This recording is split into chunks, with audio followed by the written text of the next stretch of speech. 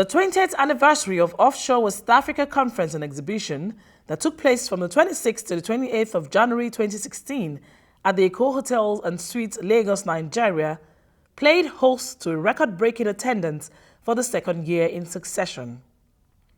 With over 2,700 visitors and delegates from more than 40 countries around the world, the 20th anniversary of this prestigious event was well received, owned and managed by Pennwell Corporation under the auspices of the Nigerian National Petroleum Corporation, endorsed by the Department of Petroleum Resources Nigeria.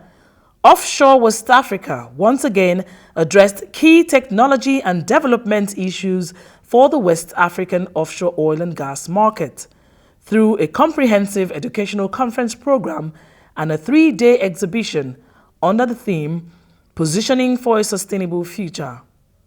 Other sponsors of the event included Diamond sponsor Total, Gold sponsors Shell Nigeria Exploration and Production Company SNEPCO, and others such as Chevron, ExxonMobil, Westfield Subsea, ABS, Royal ICH, JC International Limited, Tilon Subsea, Ariush, the Federal Ministry of Science and Technology, and the Niger Delta Science, Technology and Bioenterprise Development. The event began with the Niger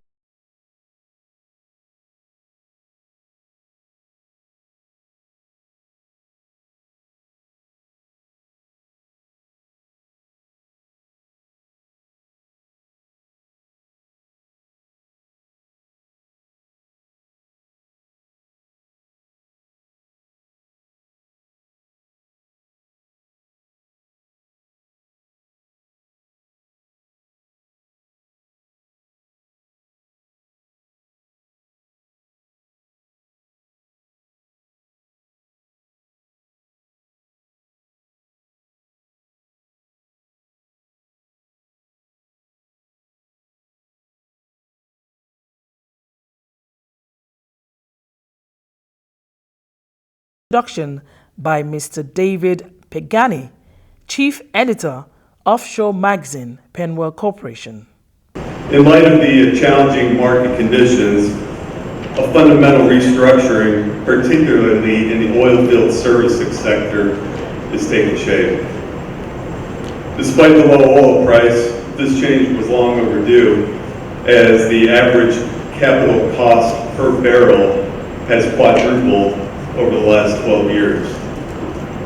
The good news is that cost deflation and design optimization, combined with the likelihood of a price recovery into 2017, are beginning to improve project economics.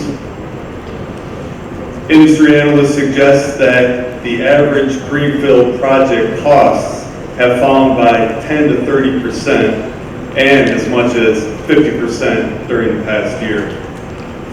Some of the savings have come from downsizing, re-engineering, and supply chain efficiencies. However, there is evidence of geographical differences in deflation within the offshore oil and gas industry. West African deepwater hotspots off Nigeria and Angola have seen only a slight downward movement in costs, in part due to strict regulations for local content. Over the next 3 days, industry thought leaders will share best practices in cost management, project case studies, examples of new technologies being applied in the field, all that we hope will enable all the stakeholders in the West Africa offshore oil and gas industry to position for a sustainable future. Followed by opening remarks by Mr. Nicholas Therese, Managing Director and Chief Executive, Total E&P Nigeria. It is of course a great honor for me to have this opportunity to address this unique gathering of oil and gas executives, experts, leaders, professionals from around Africa and around the world at this 20th Offshore West Africa Conference in Lagos, Nigeria, my preferred city in Africa. Sorry, but this is because I don't know gas. Total, as one of the leading oil and gas companies in Africa, is very proud to be associated with this anniversary event of OWA conference. Our group has been present in Africa now for almost 100 years, and present in Nigeria for close to 60 years. And we used to say, and we like to say, that Africa is part of our DNA. The theme of this conference today, positioning for a sustainable future, definitely captures the pulse of the industry at the moment. It's no secret that throughout last year we've been facing a quite challenging economic environment, and it is very likely that this will still be the case in 2016. This environment, with a very sharp fall in the price of oil, requires us to adapt and to take action. To take action for the short term, and at the same time to prepare for the future when the market situation will improve again. West Africa is a very prolific region in terms of oil and gas resources. It's a region with a well-developed infrastructure, with a very skilled industry workforce, and with a wealth of local capacities and capabilities. The hydrocarbon basins, of course, in West Africa are among the richest in the world, with very large untapped resources. Now the current context is very challenging for both the industry, but also for West African countries and governments. Oil and gas companies have to adapt and to generate sufficient cash flow to be able to sustain their capital investments. But governments as well are facing revenue constraints and sometimes experiencing difficulties in meeting their funding obligations. In this challenging context, I would like to emphasize on 4 key factors, critical factors, which in our opinion will be important for the future development of the industry. Safety, cost efficiency, innovation, and regulation. Irrespective of all the issues of the oil price, of the economic environment, the highest safety standards that have been achieved to date by the industry must not be compromised and must be maintained. The constraint and cost must in any case not affect the safety of our people. We are committed at Total, and I'm sure the entire industry is committed, to ensure that our staff and our contractor staff go back home to their families every day. In fact, safety does not mean additional cost. Very often, safety means better efficiency and reduced cost. And I think we like to say at Total that we cannot start a meeting or make a speech without having a thinking about safety. So I wanted to share this with you, but I think in this difficult environment we need to keep this in mind at all times. Second is cost efficiency. With the full, Alexander has addressed this, I think, very well. I could have said about the same things as what he said during his speech. Today, investment decisions have come under a lot of scrutiny from all the stakeholders. Scrutiny within the oil and gas companies, of course, because our boards, our shareholders are looking at this with a great deal of attention and vigilance, and are focusing increasingly on value and profitability, but also scrutiny from the host country, the governments who are looking at how the money is spent in a $30 per barrel oil price environment. So in this context, efficient management of cost is an absolutely critical element. As operators, we need to demonstrate our ability to reduce our cost and to be more efficient in delivering our production and delivering our development projects.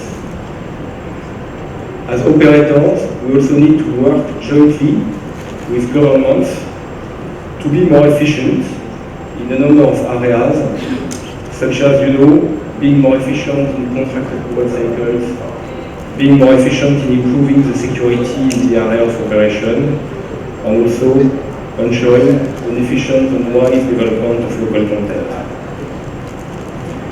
This morning we had an internal meeting at Total, and we were talking about oil price, of course, and cost efficiency, which is one of the favorite topics right now. And our president of exploration and production was reminding us that during the 90s, the oil price was ranging between $10 and $30 per barrel throughout the decade. And at this time, we were able to make decent returns and also pay substantial amount of taxes to our host governments. So it's probably a good question to wonder, because the 90s is not a long time ago, what has changed since? And what can we do differently? Third critical point on which I want to say a few words is innovation. And here I have to say that the history of offshore West Africa, and particularly deep offshore West Africa, has been a history of constant innovation, and in fact West Africa has been at the forefront of innovation in offshore and deep offshore. Subsea separation, flexible riser, all-electric FPSOs, etc., etc. In total, we started in 2001. In fact, we started in Angola with Block 17 and with Girasol, and then continued, built a number of FPSOs. In Nigeria, our first large project was Akpo, started in 2009, which was in fact the first all-electric FPSO ever built. And now we are fully occupied with Egina, the largest FPSO currently under development, and a flagship development project for Nigeria. I take this opportunity, by the way, to make a little bit of advertisement. I invite you, when you will have time, to our booth, where there is a very nice exhibit on Egina, and particularly about the innovations associated with the project. My first point is about regulations.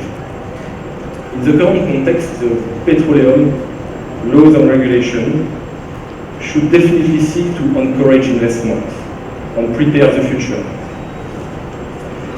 Regulations need to provide a stable and robust framework that is conducive to investment, but that is also flexible enough for the very economic climate linked to the price of oil.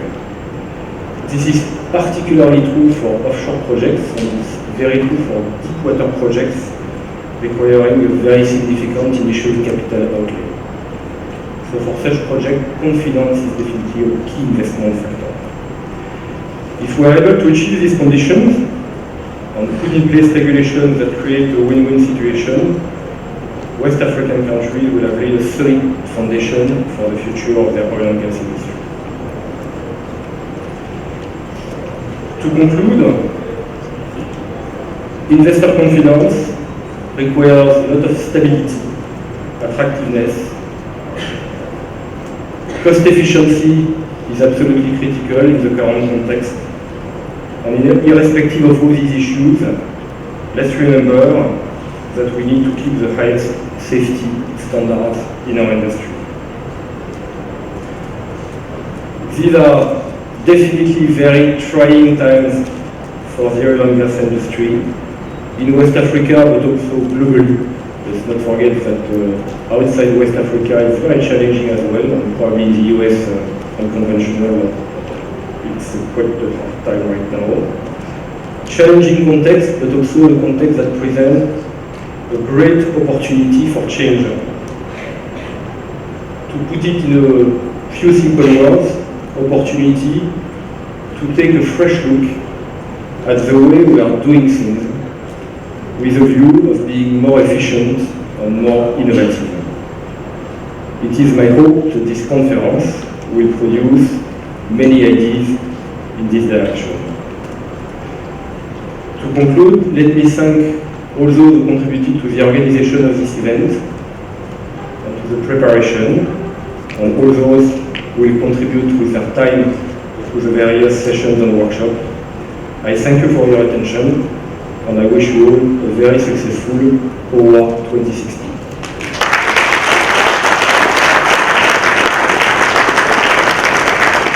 Keynote address by Mr. Alexander K.M. Mould, Chief Executive Officer, Ghana National Petroleum Corporation, Ghana, and Dr. Gloria Elemo, Director General, Federal Institute of Food and Industrial Research, Oshodi, Nigeria.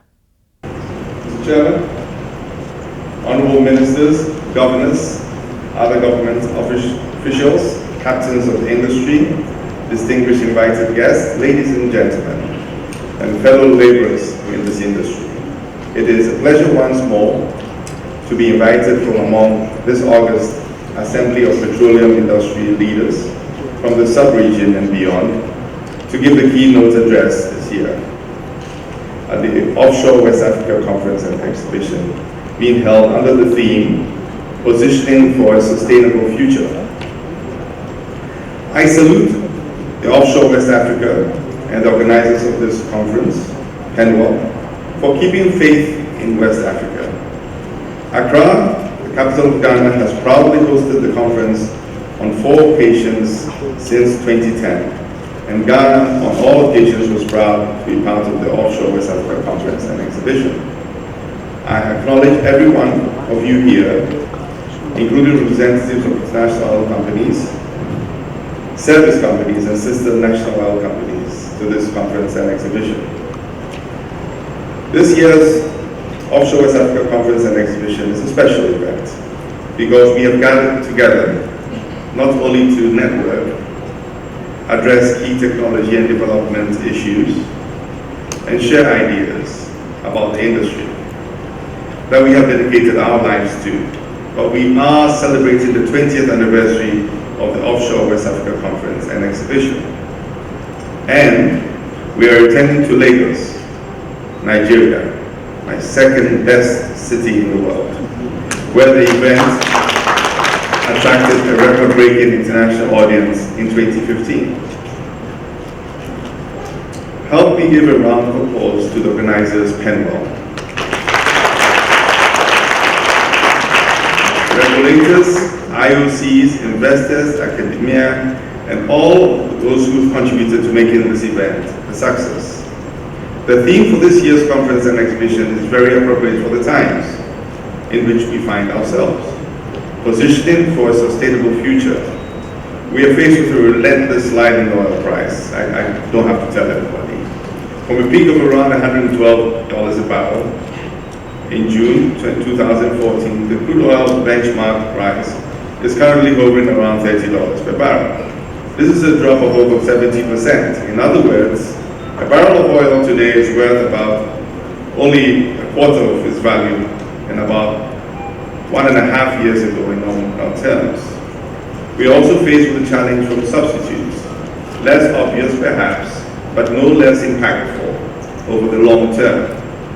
Think about the transport sector. Not only are electric cars becoming more popular and biofuels replacing oil, but also cars are becoming more fuel efficient. Oil's monopoly on the transport market is being broken. The security the industry had in OPEC as the price setter is all but wiped out. This is not only because the members are less cooperative, but because increasing non-oil production as well as shale revolution has weakened the power of OPEC. Also, the drive to have a so-called carbon-free world gained some momentum last month at the UN Climate Conference in Paris. The Paris Declaration is clear that the world wants to end the use of fossil fuels within a generation. That's our generation. These are all sustainable, and some of them as essential. These issues are for our industry, but only a few of them are challenging. Permit me to amplify this theme by putting across the following questions. 1. How do we position our companies and our countries and our partnerships in terms of investments, in terms of financing, in terms of project management, in terms of technology and innovation joint ventures, acquisitions and mergers, regulation, taxation, and so on. In this time of an oil slump, shale oil boom, industry uncertainties to take advantage of the eventual recovery in the not-so-distant future. Are we witnessing a new normal? How do we plan for a prolonged period of low oil prices? And how do we safeguard returns in a world where oil prices remain low? These are companies and countries in the world that have weathered market ups and downs for decades, including oil at less than $10 in the 80s. Some of us in the industry remember that. And in the 90s, where all the learning points for the new producing companies are. Hold that thought for a moment while I give you an update. My presentation is going to give you an update on Ghana and GMPC. It's going to give you an update on the current position of West Africa, precisely the Gulf of Guinea and the Bight of Benin. We're going to talk about a sustainable future, and we'll conclude with some thought-provoking thoughts. GMPC was established in 1995. A law brought it into being, established in 1984, to undertake the sustainable exploration, development, production, and disposal of hydrocarbon resources. GMPC, by law, is the only entity to engage in exploration and production in Ghana. However, by law, it's also a party to all petroleum agreements, together with the Ministry of Petroleum. GMPC has, over the last 30 years, partnered with and worked with investors and E&P companies in Ghana and other parts of the world. This hard work has culminated in a string of significant oil and gas discoveries offshore Ghana. These include the world-class Jubilee field, the up-and-coming TEN field, and the Sankofa Chinyami field, and an oil and gas field. I would like to give you a brief update on these three projects. Jubilee commenced in November 2010. From the inception to date, we have had 162 million barrels of crude produced, and the total crude produced from the field for last year was 37 million barrels, which amounts to about 102,000 barrels per day. The export of associated gas from the field to shore for processing by our gas processing plant commenced in November 2014. Dry gas from the processed gas goes to Abuadzi, which is where we have our thermal plants for power generation. A total of about 26 billion cubic feet of gas has been exported from the Jubilee field to the Atwabo onshore gas processing plant. In 2015, total gas exports averaged about 66 million standard cubic feet a day. Currently, we're producing 110 to 120 million cubic feet a day. The Jubilee Partnership is preparing a plan of development for the greater Jubilee field, which is integration of the current Jubilee field, the mahogany and teak discoveries in the Cosmos offshore Cape Three Point field, and it's located adjacent to the West Cape Three Point block. The Greater Jubilee Plan of Development was submitted to the Minister for approval. We expect approval to come somewhere in the first quarter this year. The Ghana group in 2015 lifted 6 cargoes, about 6 million barrels as of December 2015. Our 10 project, which is a combination of 3 fields, Trinidad, Enrinya, and Intome, is making significant progress. The project was sanctioned in May 2013 and is envisaged to have its first oil in the first quarter of 2016. It is Ghana's second major oil development, containing about 240 million barrels of oil and about 360 billion cubic feet of gas. The field is a 24-field development at the developing case.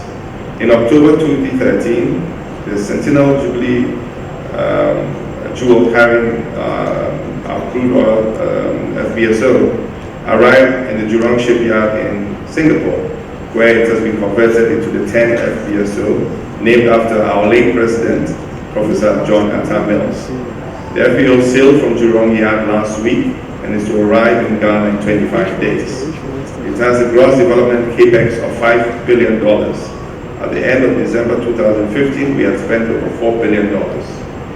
Overall project progress at the end of December stood at 82%, and it's anticipated that 10 wells will be ready for production by the end of the second quarter.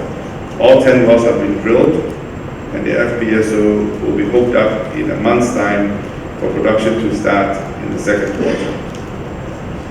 Local content has been adhered to strictly. For example, apart from the first Christmas tree, which was manufactured and assembled and tested in Houston, USA, the remaining 23 Christmas trees are being assembled and tested in the yards in Takran in Ghana by Ghanaian engineers. In addition to the Christmas trees, the stools for the FPSO, the suction piles, the mud mats, slippers, jumpers, gas export manifolds were all manufactured, fabricated, and tested in Ghana. With the Sankofa field, this is an integrated oil and gas development with two phases. The plan of development for the phase 1 oil will entail 8 oil producers, 3 water injectors, and 3 gas injectors, a spread moored FPSO as well, and subsea tieback in a daisy chain. The second phase, which is the development of a non-associated gas, will entail 5 gas producers, onshore facilities at Sanzule, 63 kilometers, 22-inch pipeline for the gas export pipeline. The field holds oil and condensate reserves of 162 million barrels. Gas reserves for the field are over 1 trillion cubic feet. Overall project progress was 30% against the target of 28% as of December 2015. The FPSO physical completion was 55% and has sailed from China to Singapore, where final work is going to be completed. All the modules are being produced in Vietnam and in Indonesia. Some of the work is being done in Ghana as well. The partnership has successfully drilled 4 development wells and completed the feed work on the gas export line and the onshore receiving facility. Oil production is planned for late 2017, while gas exports is planned for the first quarter in 2018. These 3 projects, like others elsewhere in West Africa, were sanctioned at the time when oil prices were over $90 per barrel. Some are producing assets while other projects are scheduled to come online. A current oil price of $13 per barrel. What are the options for the operators, the NOCs, and the host countries? The Gulf of Guinea has over the decades proven to be one of the most prolific oil and gas provinces in the world. In the last decade, a series of new world-class discoveries have been made, stepping out into the deep water from proven near-shore oil provinces in Cote d'Ivoire, Ghana, Nigeria, Equatorial Guinea, and Angola. These successes underscore West Africa's potential and has led to an expansion in exploration and production activities during the past decade, to the point that exploration operations in the region have become a major component of the petroleum industry's annual upstream budget. Over the last couple of years, West Africa has been the main driver of Africa's exploration development spending. From Ghana's 10 Sankofa developments with budgets over 5 billion and 8 billion respectively, to the Egina development offshore Nigeria, as well as offshore Angola. Africa boasts of a long list of oil-producing countries. According to data from the U.S. Energy Information Administration, the EIA, from 2010, 16 of the 54 countries in Africa are oil exporters. This increased to 17 with the introduction of my country, Ghana, in the late 2010s. The same US EIA records that Africa's proven oil reserves have grown by nearly 120% in the last 30 years, from 57 billion barrels in 1980 to 127 billion barrels in 2015. In addition, it's estimated that at least another 100 billion barrels are in offshore Africa, only waiting to be discovered. In turn, Africa's proven reserve of natural gas has grown from 210 trillion cubic feet of gas in 1980 to 604 trillion cubic feet in 2015, representing a growth of over 140%. In 2010, Africa's oil production represented 12.4% of the world's total oil output, while Africa's crude oil export grabbed a higher share at nearly 20% of all the world's exports. However, in 2014, Africa's contribution to world crude output reduced to about 9.3%. These strong performances and positions have been sustainably erased in the advent of the US shale boom and continuous slump in global oil prices. In 2007, Nigeria was supplying more than 1 million barrels per day of its light premium quality crude to the United States.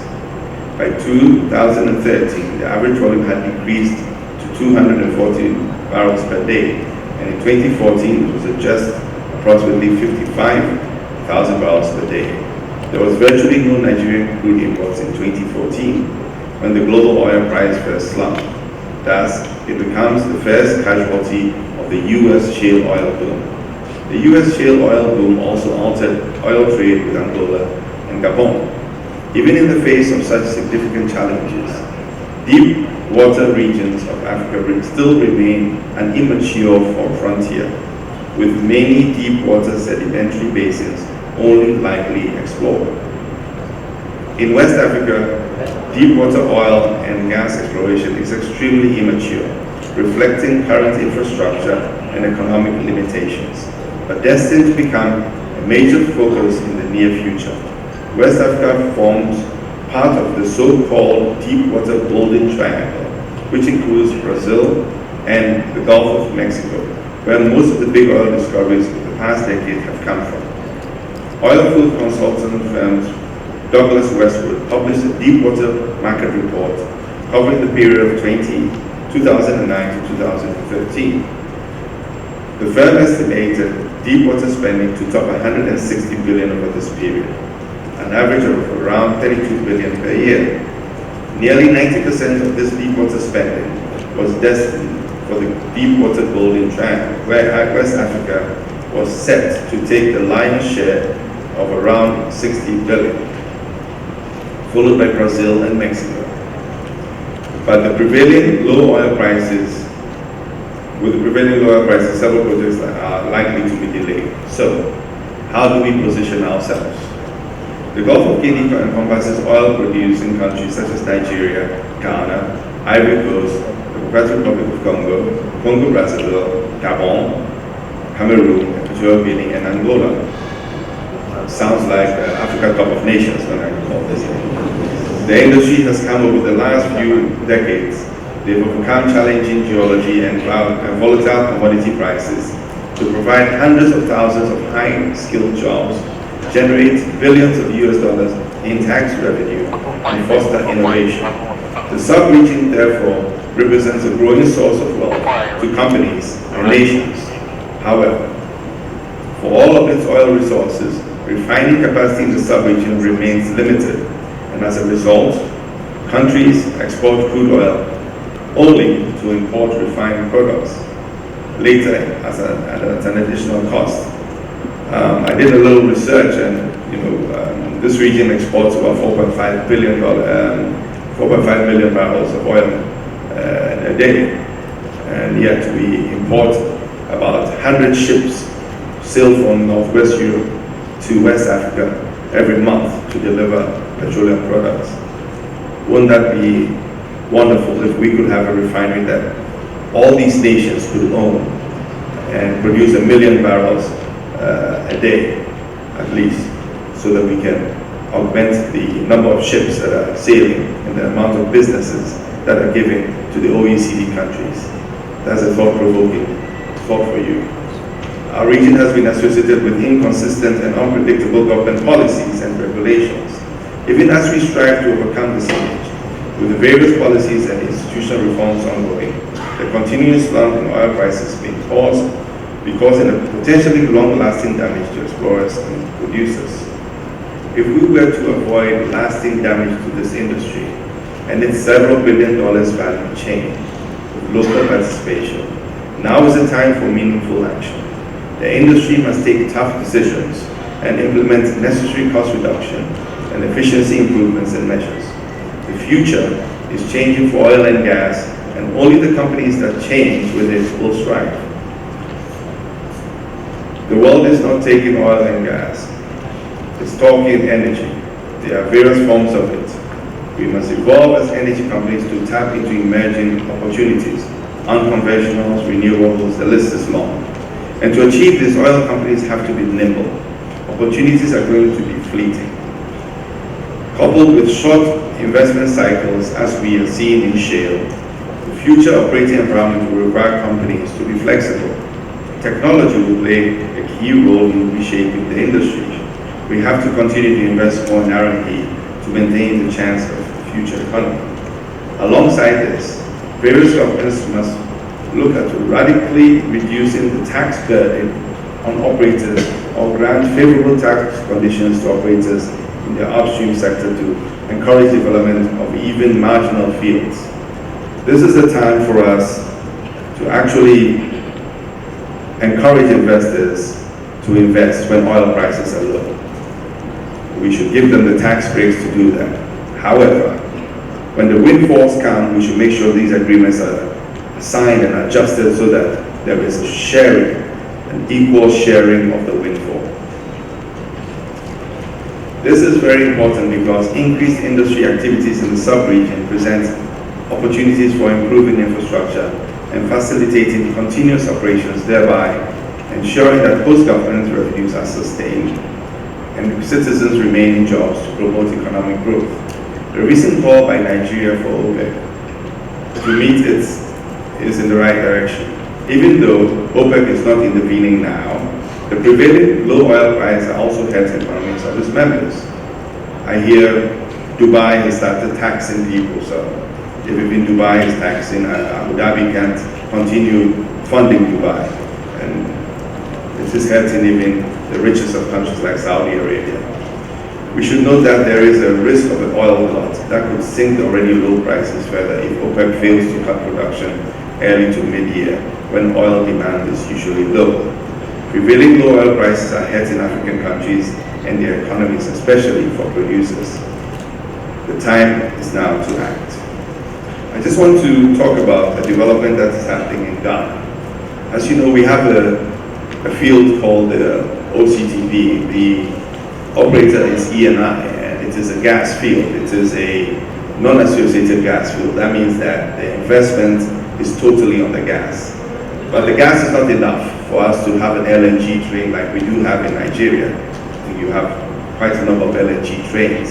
So you produce the gas, you compress it, you liquefy it, and then you export it. We have a pipeline from Nigeria to Ghana, everybody knows that, but we have no gas flowing through it because the investment went into LNG, and LNG has to, the benefactors, the sponsors, have to make sure that the investment works.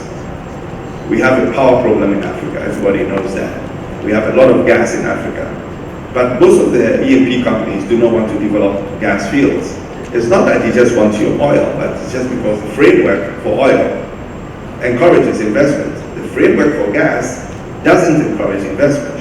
And this is one of the things that we have to talk about. Because if Nigeria is going to have sustained electricity production, if Ghana is going to have sustained electricity production, we have to encourage investors to invest in gas. If the foreign companies won't do it, the local companies have to do it. The local companies have to do it, but it means that we have to get the framework right. If countries are subsidizing electricity and the gas is going to be used to produce electricity, you won't get a bankable project if you don't have the right price, if you don't have the ability to collect your money and pay for the investment. So it all has to do with the framework and the value chain. Businesses and governments have to talk. We have to make sure that we honor agreements. If there is a subsidy, and by the way, every country in this world subsidizes something. So subsidies are not bad. The real question is, if there is a subsidy, that subsidy has to be sustainable. It has to be paid on time. There shouldn't be talk like, oh, we pay for it, but a little late. Nobody is going to invest in a country where you cannot meet your debt service. So we have to ensure that the electricity corporation, the distributor, collects this money, it's efficient.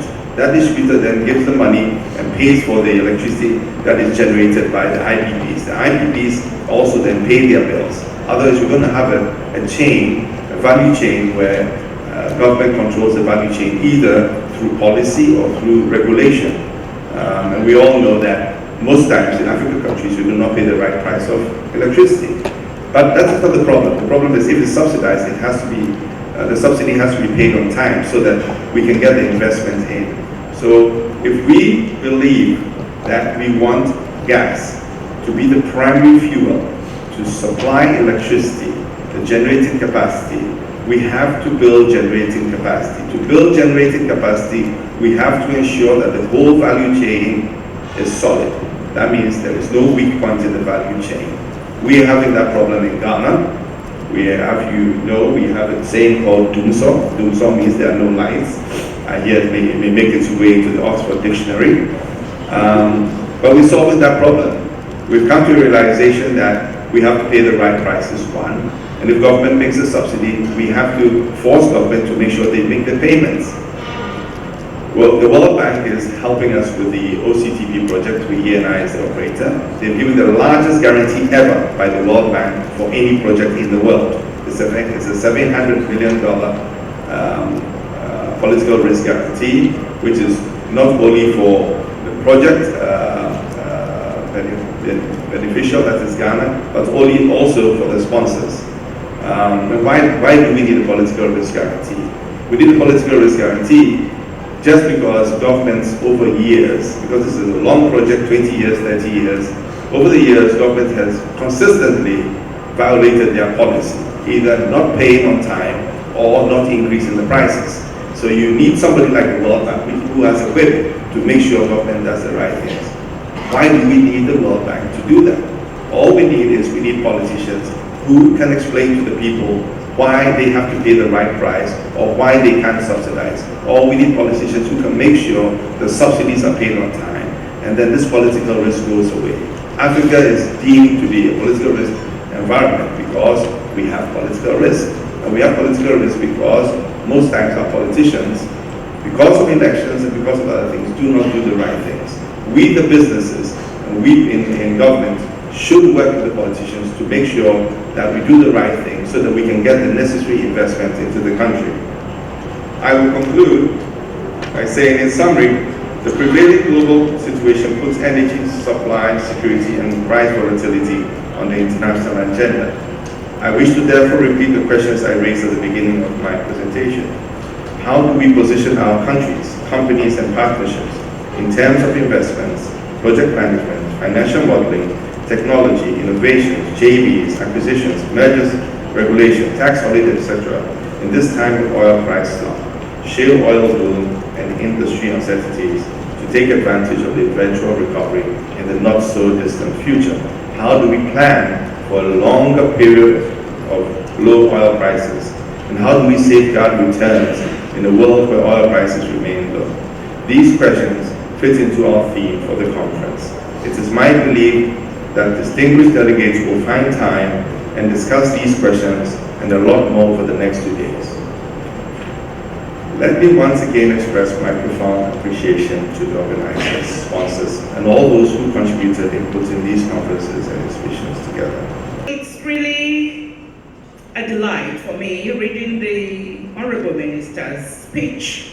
The Honorable Minister for Science and Technology is Dr. Engineer Obunaya Onu, who is a very, very smart, if I would say, chemical engineer.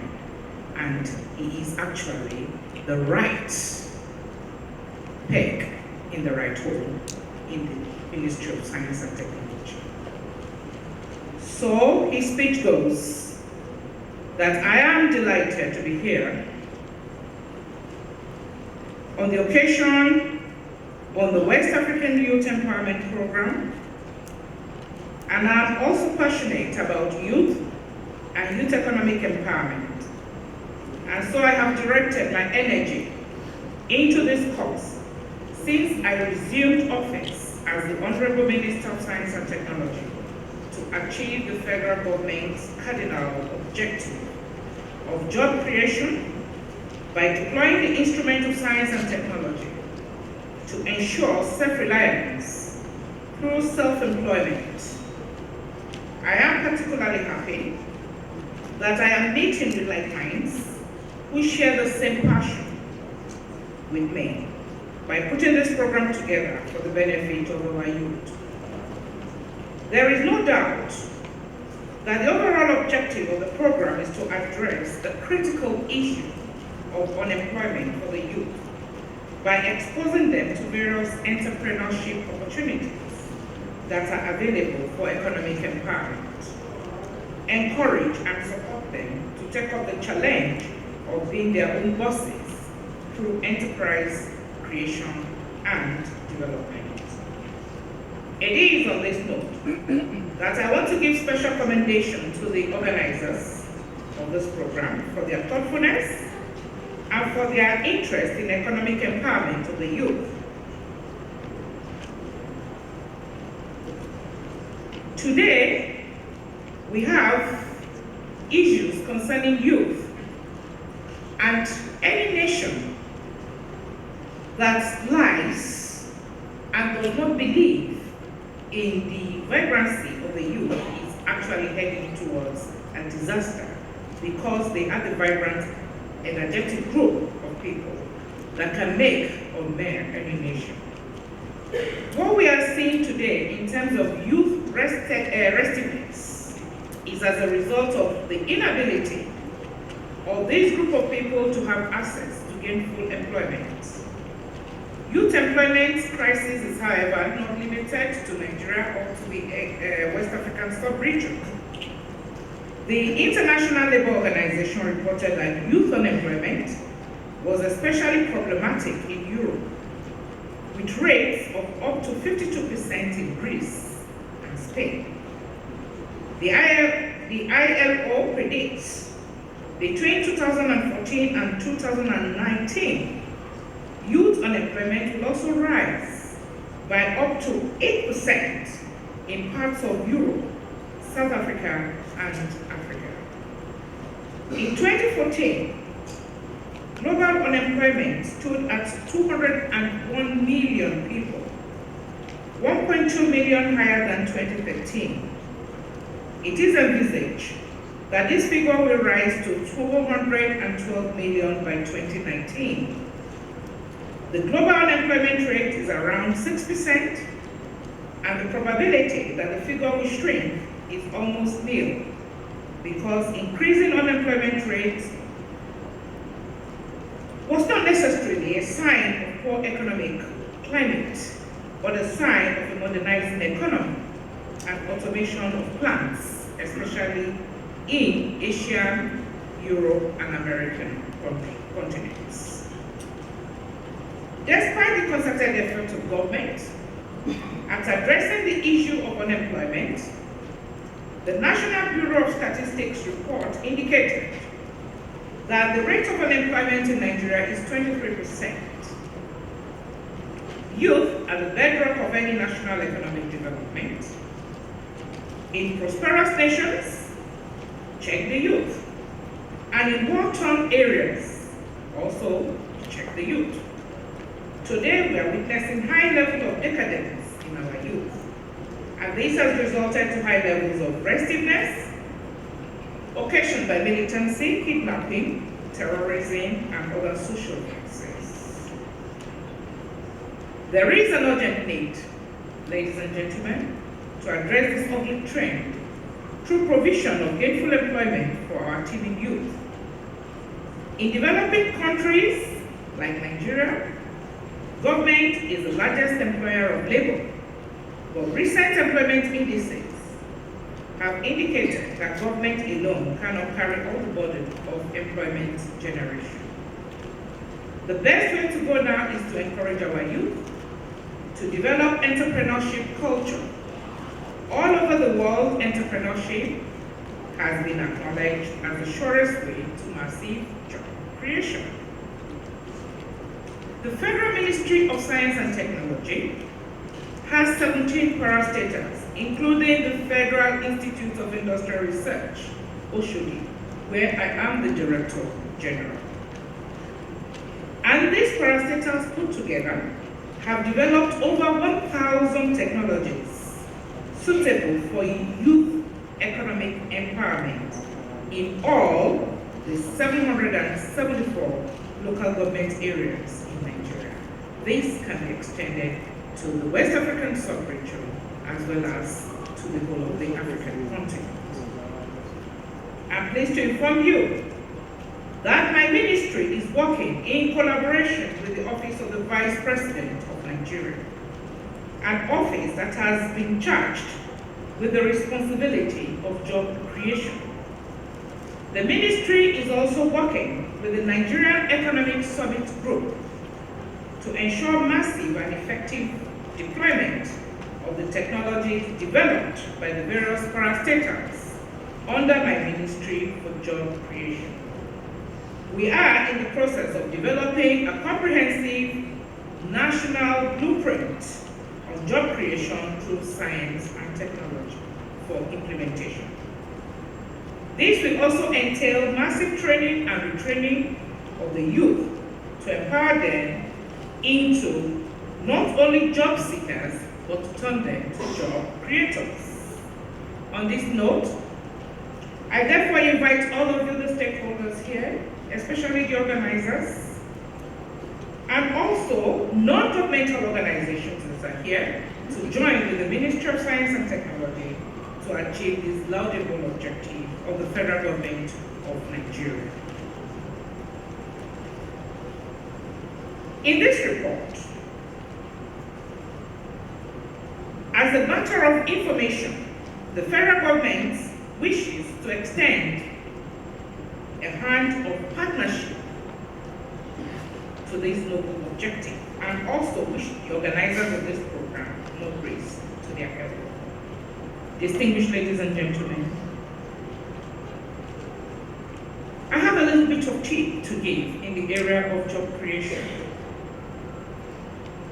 The oil and gas sector has been a major contributor to the GDP of Nigeria.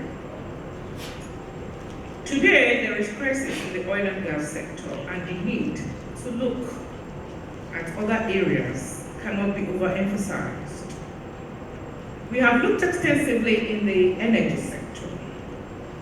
We want to also look at other sectors of the economy that can actually take Nigeria out of the seemingly economic crisis we are running into. And so the Federal Institute of Industrial Research, a parastatal in the Ministry of Science and Technology, seem to have the key and is pivotal to job creation. One, because the Institute was established way back in 1956 as an institute responsible for industrialization of Nigeria through research and development. Way back in 1956, the recommendation came from the International Bank for Reconstruction that has turned to the World Bank today, that insisted on knowing why Nigeria was not an industrialized nation. Way back in 1953, it was found that it is because the result of research and development were not coordinated, they were diffused in the country. And therefore, there is need to have an institute like Federal Institute of Industrial Research to handle issues of using R&D to move the raw material resources of Nigeria towards creating jobs for the teeming population now. Unfortunately, in 1956, the oil and gas was not fully exploited. And so the mandate of the Federal Institute of Industrial Research was strictly on the agro-raw materials as well as what we refer today as mineral-based resources. Nevertheless, we have deployed all science and technology techniques to come up with over 250 technologies that are low-hanging fruits for prospective entrepreneurs, especially to the youth. And with the partnership we are witnessing today, many jobs can be created even along the downstream of the oil and gas. Distinguished ladies and gentlemen, in the cassava subsector only, it has been found by the research at FIRO that we can create over 3 million jobs on the value chain in terms of inclusion of just 20% cassava flour into wheat for production of bread that has become a major staple food for Nigerians. Also, statistics shows that about 120 billion naira can also be saved in terms of foreign exchange. But the beauty of it is the socioeconomic impact of this particular inclusion. We've achieved results in other sectors too. We have achieved massive results in the brewery subsector, where the substitution of sorghum has actually, with barley, has actually brought about a great improvement in the production of beer and a lot of local content input. And also it has been able to drive the value chain. What I'm trying to say is that all the raw materials have potentials, and with a lot of encouragement in the energy sector, alternative energy utilization, you can be expected that very soon entrepreneurship will take place. Will take its center point, and youth will be able to buy into this entrepreneurship trainings and set up their own businesses. And Nigeria will definitely move out of where we are, and especially Africa as well. Distinguished ladies and gentlemen, we have a lot on the plate in the Ministry of Science and Technology. You can partner. We have projects that have reached pilot plant stages, and some are even at catalytic model factory stages, where you can just come in as entrepreneur, observe and see what is happening. Because these model plants actually act as technical and commercial exhibits to show that they are viable projects. On this note, I wish to particularly thank Mr. Pennwell Corporation, that is coming straight from the Honorable Minister of Science and Tech himself. I actually thank Mrs. Pennwell Corporation for a job well done, and all the other organizers. I thank you for listening. I will make sure this paper and the little bit I have put in at short notice will be made available to the organizers to put in the communique and maybe the proceedings later. Thank you very much.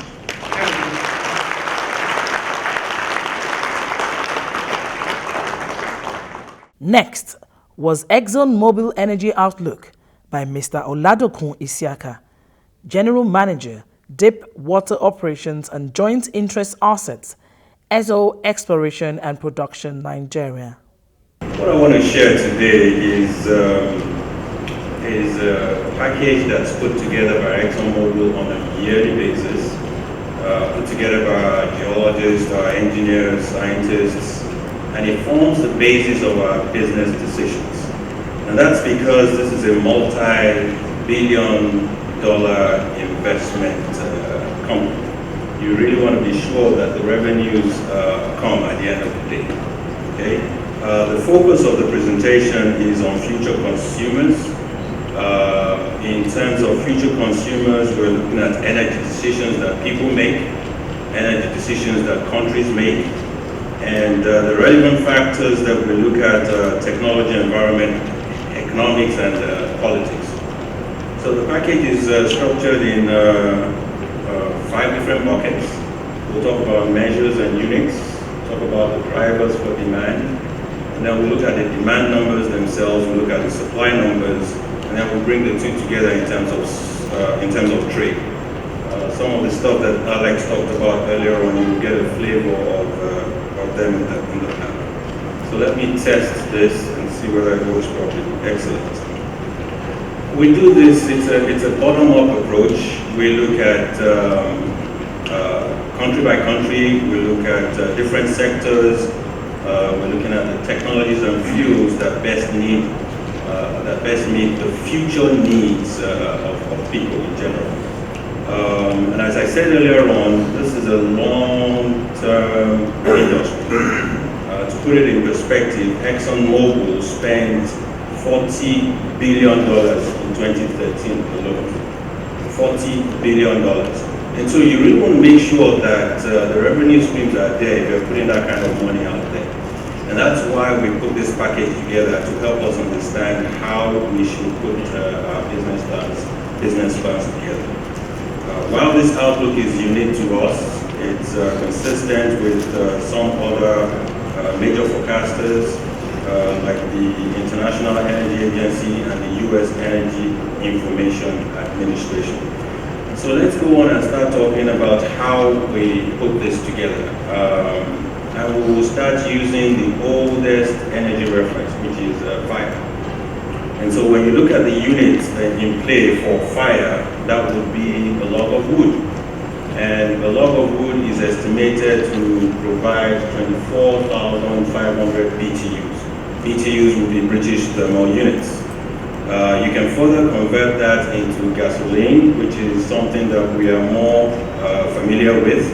And the conversion there will be 5 logs equals 1 gallon of gasoline. There's also a conversion there for batteries. I won't bother you with that. So scaling it up a little bit, let's look at one individual in the US for 1 day. The estimate of consumption in terms of energy would be 34 logs, or 7 gallons of gasoline. And the breakout of the 34 logs you can also see in there for household use, personal transportation, industrial, and so on.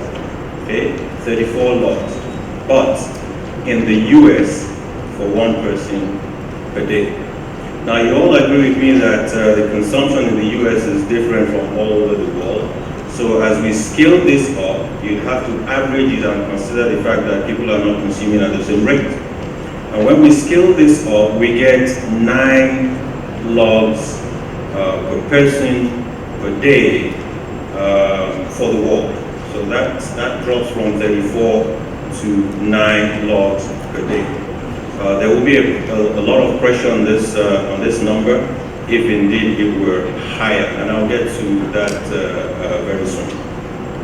So doing a simple math in terms of the current population for the world, which stands at 7 billion, multiply that out, you get 12 billion gallons per day will be required to meet the world's energy needs as of today.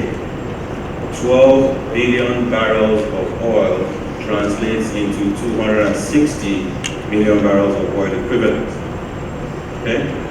One last point here, as I said earlier on, is this is just the population aspect.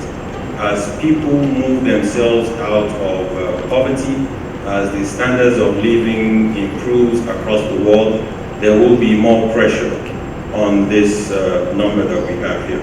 Okay? So that talks to the units and the measures. Let's now talk about the drivers for demand. There are 2 factors that I will be talking through today. That will be population and standards of living.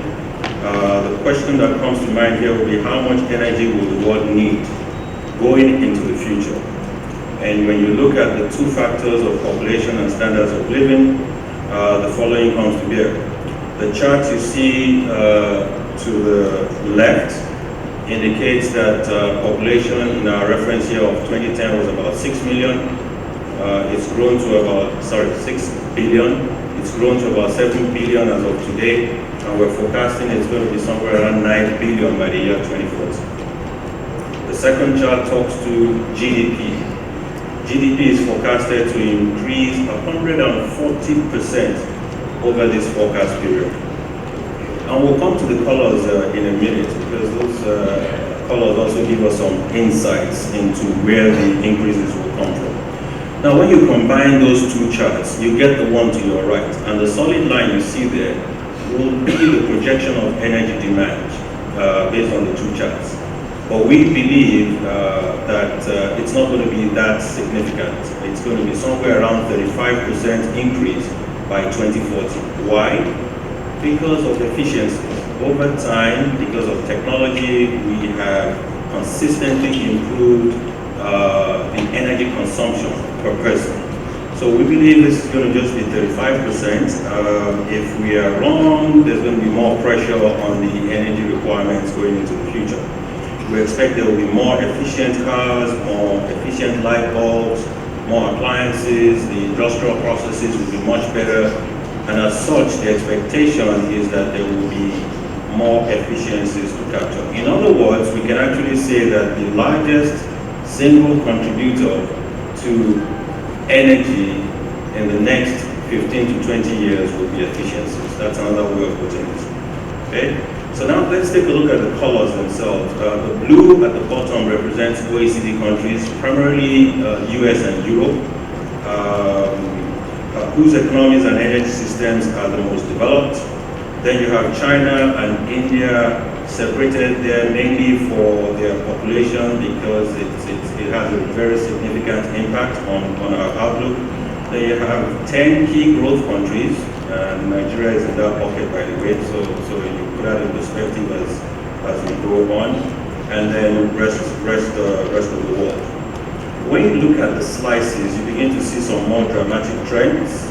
The blue size, much more flat when it comes to energy demand, even though we project that the requirements will be going up significantly over the forecast period. And that's because of the efficiencies we talked about. The other conclusion you can draw here is that almost all the increases that you will see going into 2040 are going to come from non-OECD countries. That will be China, India, 10 key growth countries, and rest of the world. We'll give you more details on that as we go on. This slide here talks about standards of living, so that's what I want to start introducing gradually. Absolute dollar amount of GDP per capita. The OECD countries improve, and China is catching up, while India, key growth countries, and rest of the world lag behind in terms of absolute levels. Okay, but let's stay away from the words. Let's look at the numbers themselves. The upper pictures there, as people transition from using the old forms available for cooking into using gas and so on, there will be need for more energy. As of today, 2.7 billion people have no access to modern cooking fuels. That's a significant number, 2.7. We have 1.3 billion people that have no access to electricity. Okay, so as people move from using lanterns to using electricity, there will be demand for more energy. Okay. In summary, as people lift themselves out of poverty and improve their standards of living, that translates into need for more energy. Let's take a look at another group of people that will drive energy demand going into 2040, and that will be the middle class. The middle class defined here as folks that have some slightly higher discretionary funds. They are able to buy cars, they're able to obtain higher education.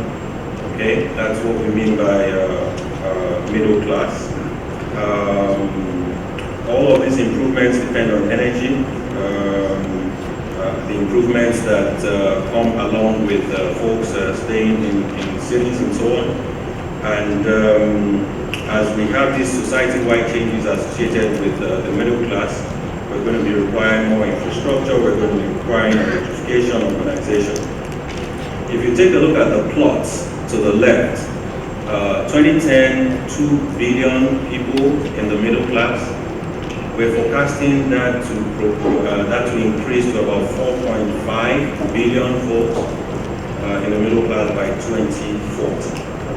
And then you take a look at the different colors, OECD countries, the change is not significant.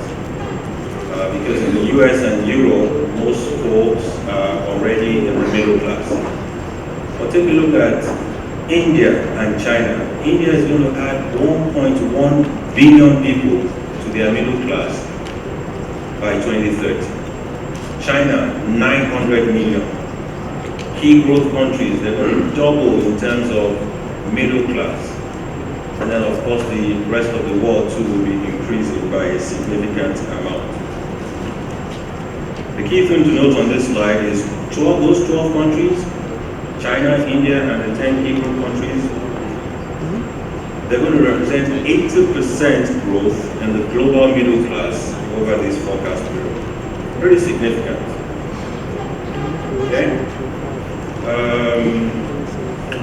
So the outlook, I'm going to be looking at supply and demand perspective. We've talked about units of measures, we've talked about the drivers for demand. We'll now talk about the demand side of the presentation itself. There are 4 different buckets. Transportation and electricity, transportation in green, electricity in red, are the key focus areas for me, but I'll go through everything. Key focus areas because in terms of relative increase, they're the ones that are fairly significant. Plus, electricity generation is also the largest in terms of absolute numbers. Okay? So, here's the same chart, but this time divvied up in OECD and non-OECD countries. You see that almost all the increases will come from the non-OECD countries. Similar to the chart I showed in terms of where the middle class will come from earlier on. Okay. So we'll start with transportation.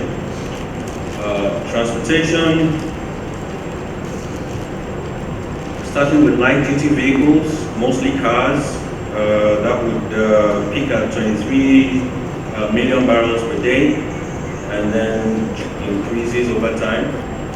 And then marine and aviation combined makes up about 1/3 of the demand.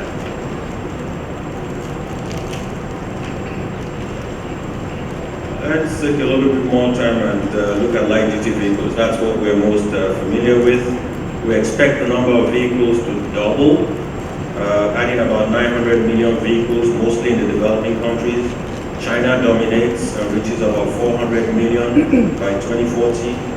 There are 2 factors that are driving this. I talked about them earlier on: population, standards of living. The same set of slides, but now focusing on the 900 million vehicles that we estimate will be added, going from 800 to 1700 over the time period. The question that typically comes is, which vehicle is the car of the future? For us, we believe it's that light blue wedge. It's called the hybrid. For those that have been in the US before, the closest to this will be the Toyota Prius. It's a combination of an internal combustion engine and batteries, electric power. And so you get the best of both worlds, and you can cover significant mileage. Okay, so heavy duty transportation, this is the largest when it comes to transportation. This is the largest. It's going to increase about 65% over the forecast period. And if we were to look at it in terms of the type of fuel, gasoline, fuel, diesel, gas, and then others, you see that diesel makes the biggest portion, 80%. That has to do with movements, that has to do with development and movement across different countries. About 30% of the primary energy demand, we expect it to rise 40% over the period. Heavy industry will be the largest subsector. It's significant in the outlook. It's used for things like cement, steel, and non-ferrous metal. And so looking at growth of electricity demand, we expect the world will need 85% more electricity by 2040. When you break down the growth, you see that the base actually declines, and the increases come from industrial growth, increases come from population growth, and then standards of living. Okay. The growth is evident when you look at the different individual country forecasts to your right. The developing economies are all rising in demand, right? consumers would need. So this is not our chart. This is a chart that we put together by the Electric Power Research Institute. It has a wide range of factors on top, and then it looks at the different performance metrics on the column to the left. Based on time, I'll pick just three. Economics, CO2 emissions, and availability. So talking about economics, and before I continue, green means good, yellow means less favorable. Talking about economics, coal and gas win by a very, very wide margin. So that's the second row there, electricity cost. To conclude the power discussion, and this is on the demand side, global demand for power generation fuel is expected to rise about 50%. All the growth is expected to come from outside of the OECD countries. China will be the biggest. India follows, the two of them primarily because of their population. Key growth countries, as we see rising incomes, rising levels of living standards, rising use of electricity usage. Changes from 2010 to 2040. Oil is expected to remain in the #1 position. Gas has the largest absolute growth, with demand rising 65%. You see that dotted line there represents where we were in 2010, and in terms of absolute growth, it's going to come from gas. But in terms of percentage increase, it's going to come from solar, wind, biofuels. Let's now take a look at supply, where the supply will be coming from. The next chart here shows growing contribution from non-traditional supplies. So the first two buckets there in green will be the traditional ones. We call them conventionals. But then the expanding supplies will come from NGLs, the unconventionals. Deep water, as an example, will add 6 million barrels per day. Tight oil adds about 8 million barrels per day. And then oil sands are expected to grow about 7 million barrels per day over the outlook period. So what I've done here is the dotted lines represent the demand that I talked about earlier on, and then the bars represent supply. And so if you add it all up, you'd see that conventionals and deep water plus the renewables as of 2010 was not enough to meet North America's energy needs. So this is for North America. I will add for the other continents on the next slide here. The opening plenary was followed by a special award presentation to Mr. Bayo Ojulari, Managing Director, Shell Nigeria Exploration and Production Company, SNEPCO, as thank you for 20 years of support for the Offshore West Africa event. I want to state that with all modesty, we can say we've been loyal to the ideals espoused by these eminent gathering of the industry captains for 20 years. Since 1996, SNEPCO has been a major sponsor and exhibitor at OWA, offering stable platform for industry experts and government officials to interact on key issues that face the oil and gas sector. In addition, staff of SNEPCO have been participating in these sessions. This year alone, a total of 10 Shell staff will make technical presentations. Some of them also serve as advisory board on OWA. We believe OWA is more than a talk shop, and that's why we remain committed for it for the last 20 years. No doubt, the outcome of the annual cross-fertilization of ideas between experts and technocrats can be seen in policy trusts that have helped to shape the future of oil and gas in Nigeria and also extended to sub-Saharan Africa as well. The theme of this year's conference, Positioning for a Sustainable Future, is the latest example of what I've just described. We will all agree that in the face of competing demand for scarce capital, given the plummeting oil price, the industry and government must collaborate to chart creative path in policy formulation and the oil and gas operation to be more efficient. At Shell, our support for OWA has not come by chance. It is part of an overall strategy to contribute to the thought process on key sectors of the economy in Nigeria and sub-Saharan Africa. A major part of this year's event, for example, is the usual local content panel session, which will feature insights and perspectives from Shell and the Nigerian Content Development and Monitoring Board, among others. We are pleased that our efforts towards OWA has been recognized. As you might know, SNEPCO has been in the forefront of Nigeria's energy industry, especially in deep water.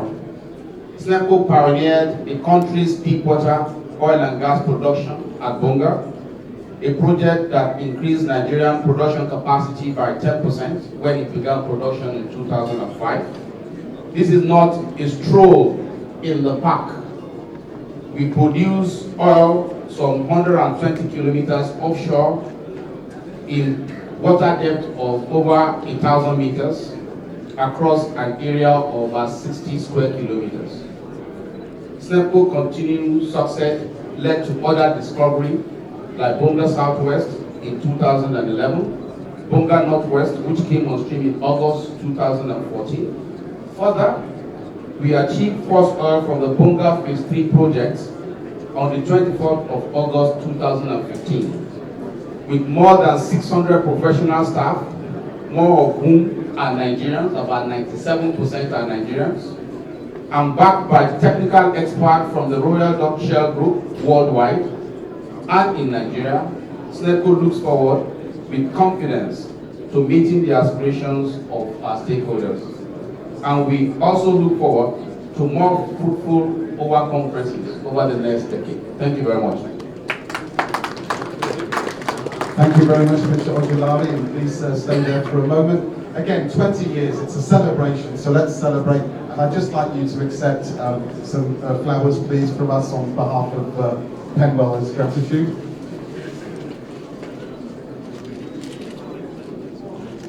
Just pass those to the thank you.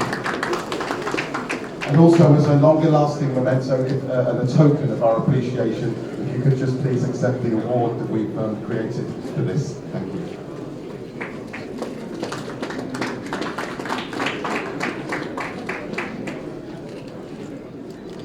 Thank you very much.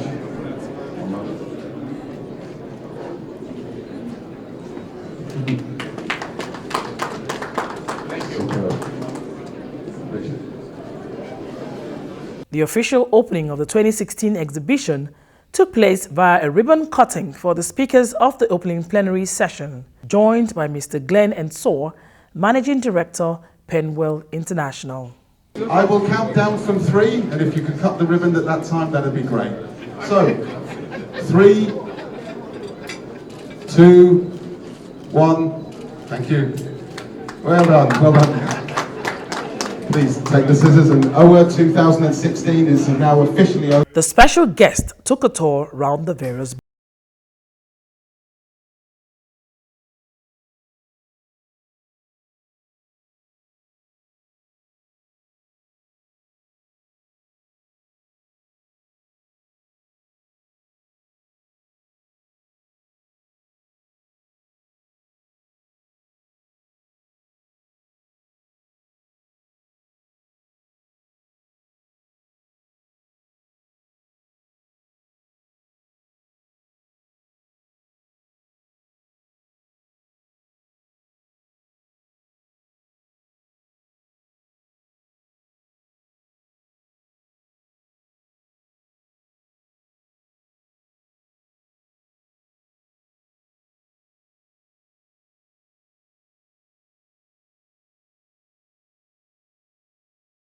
You know, we have a very, very good program to develop our local folks. So that's one of the key things that we are very proud of in Nigeria. And like our MD spoke earlier on, we've been trying to expand this thing Bonga. Bonga is about 10 years old now. And I'm proud to tell you that even though it's 10 years old, it's still producing close to its nameplate capacity. And which tells a lot about the ingenuity of the people that are operating it. That is not very, very normal in many places for a facility that is that old. So that tells a lot about the ingenuity. So we're really very glad you are here. One other thing we have to say to us, also generally speaking, we want to feature,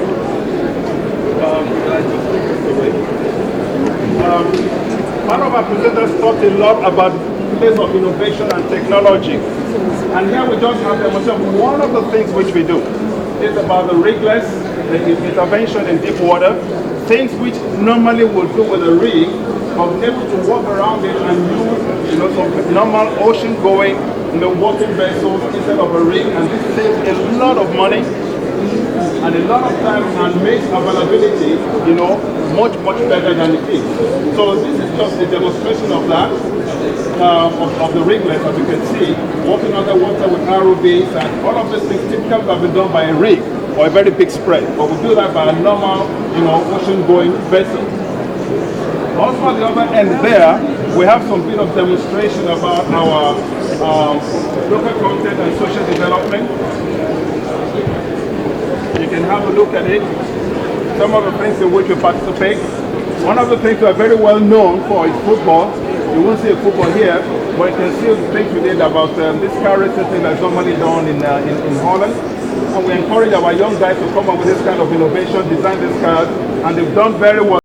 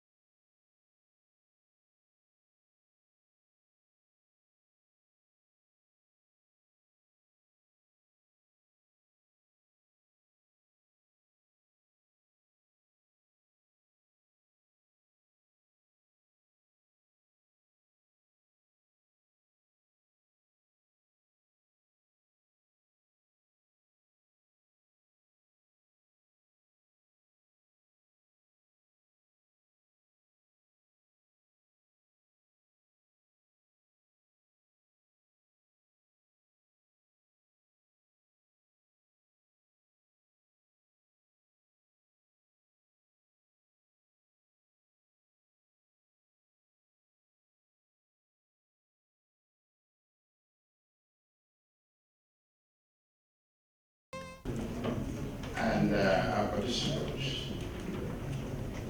Thank you for joining us. The Niger Delta Science and Technology Business Enterprise Development decided to be one of the supporters of this conference because we see the growth of our nation and our continent depend on the vibrant youth who acquired various skills in the area of science and technology, but lacked the opportunity to excel.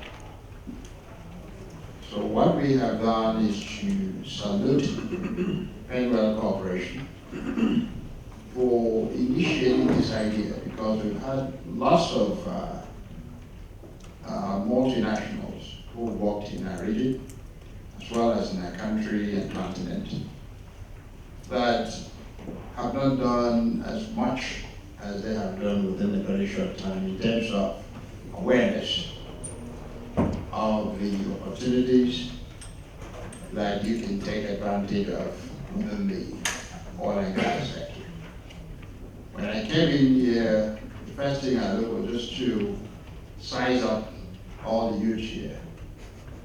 And immediately I saw that you were well dressed, look nice, comb your head. It was great. That's already a winning attitude. It shows that you are determined to succeed. Because if I am to hire you, the first impression will be how you look. That will hit me, so I must salute all of you for that. But let me share a very important issue with you. In our country and throughout our continent, we talk about technology transfer, technology transfer, technology transfer. We want technology. But I always pause and ask the question, do we have the capacity to receive the technology? It should not be just technology transfer, but do we have the capacity, the culture, the attitude to receive technology? That is very, very important. During the plenary session, you observed that the last speaker emphasized the point that technologies will be a critical factor in terms of those who succeed and those who fail in the oil and gas sector. With the dwindling prices of oil, the implication thereof is that lots of organizations and countries that will succeed will be those who can minimize their cost of production. And that cost of production can only be minimized by what? By technology. Efficient and effective utilization of technology. That means that you are at the end of receiving technology by building the required capacity to take it. Now, who are those that we can send as our soldiers to champion the cause of all receiving technology from the Western world? It's the youth. You are our future. And that is why NDSTV made it a point of duty to support this workshop and to encourage you that many are thinking very positively as to how you can fit in a much more profitable and supporting role for the growth of our continent, not only Africa, because most of you will find out that within the sub-region, particularly the Gulf of Guinea, lots of oil reserves are being discovered, which means that those of you who are in Nigeria today, with the capacity that we've already developed, will be ahead of others, and perhaps will extend your capacity beyond the shore of our nation. So you can begin to broaden your sight in terms of the opportunities that you see out there. I am a strong supporter of youth development, particularly those in the Niger Delta region. Not that I don't care about those who are outside. The reason is because the ones in the Niger Delta region, they see the oil produced, they see everyone enjoying the fruit of that oil, and then they are forced automatically to be militant in nature, therefore making life difficult for all of us, and particularly the owners of capital in the area of the hydrocarbon. So the foreign companies come with technology and capital. We own the land. There must be some program to make sure that both coexist properly so that it will be a win-win for all. So we expanded our program to include other regions other than the Niger Delta. So we Those of you who have a telephone number can call us. Now, I must also disclose to you that I am not just doing this alone. I have a story I would like to share with you. Most of you may know the aluminum smelting company of Nigeria. Offshore is perhaps the third largest company in this country. Now, Offshore is an embodiment of technology, particularly in the area of aluminum. But when the government privatized it, with all that technology that we have bought and paid for, they privatized it with lots of corruption that makes it impossible for the right group to take over that asset, expand its capacity, give you a chance to become a player in that industry. I was one of those who challenged them because I decided to compete along with most of the advanced countries who came. Offshore was built at a cost of 3.6 billion by Nigerian government resources. But when it was time to sell Offshore, it was sold for 250 million. So you can imagine the gap. And I'm not talking about Naira, I'm talking about United States dollars. Now, we participated in the bid process. Then I was based in the United States. So we won by bidding for 410 million. But because of corruption, the transfer of that asset to us was almost impossible. But that brings me to another point that your generation is a generation that understands its rights. Because I have seen many of you stand up, form NGOs, other human rights groups, and advocate for what is right in society. So for me as a youth, I was mostly raised abroad. So I fought. And I took them to court. I didn't care who was involved. And I went as far as the Supreme Court of Nigeria, and I won. So they returned the land back to us. And we're now in the process of taking it, rehabilitate it, commission it, so that it can become a great place for us to contribute to the growth and development of our country. And perhaps make it the best aluminum factory in the continent. And therefore, give you an opportunity to work with us or to do whatever you think might be of benefit to you. So with that, I will just leave this short comment because I know we have a panel. It's unfair to them to sit here all day without us allowing them to say what we're doing. So thank you so much. This is thank you.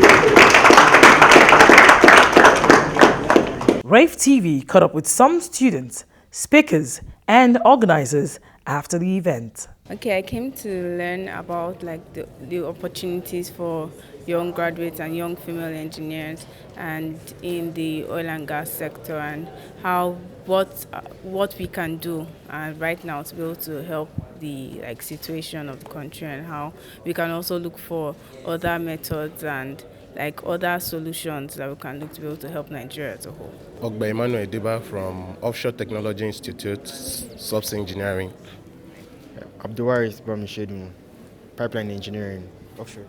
David Alaisari, Offshore Engineering, Offshore Institute. Before I came in for this particular section, I used to have a different perception about life. But after the section, I got to know that there is more in me. There's more in me even than what is out there. I must not depend on the federal government and other parastatals to earn a living for myself and my family. I can be self-employed and even employ others. And that's what I've got to know from this section. First thing, and what I feel they really preached about was entrepreneurship. So it has to be creativity and also your networking skills, your communication skills, because they said if you need to move up, you have to have a mentor. So your networking skills, communication skills, those are the two major skills: business skills, communication skills. Because what a speaker came up and said, you don't have to be technical to work in an oil and gas industry. I think you can look for professional courses to do. There are institutes around like Energy Institutes, Lunadec. They are into trainings and enlightenment programs for youths and people who are interested in the oil and gas industry. So I think that's a very viable industry to tap into.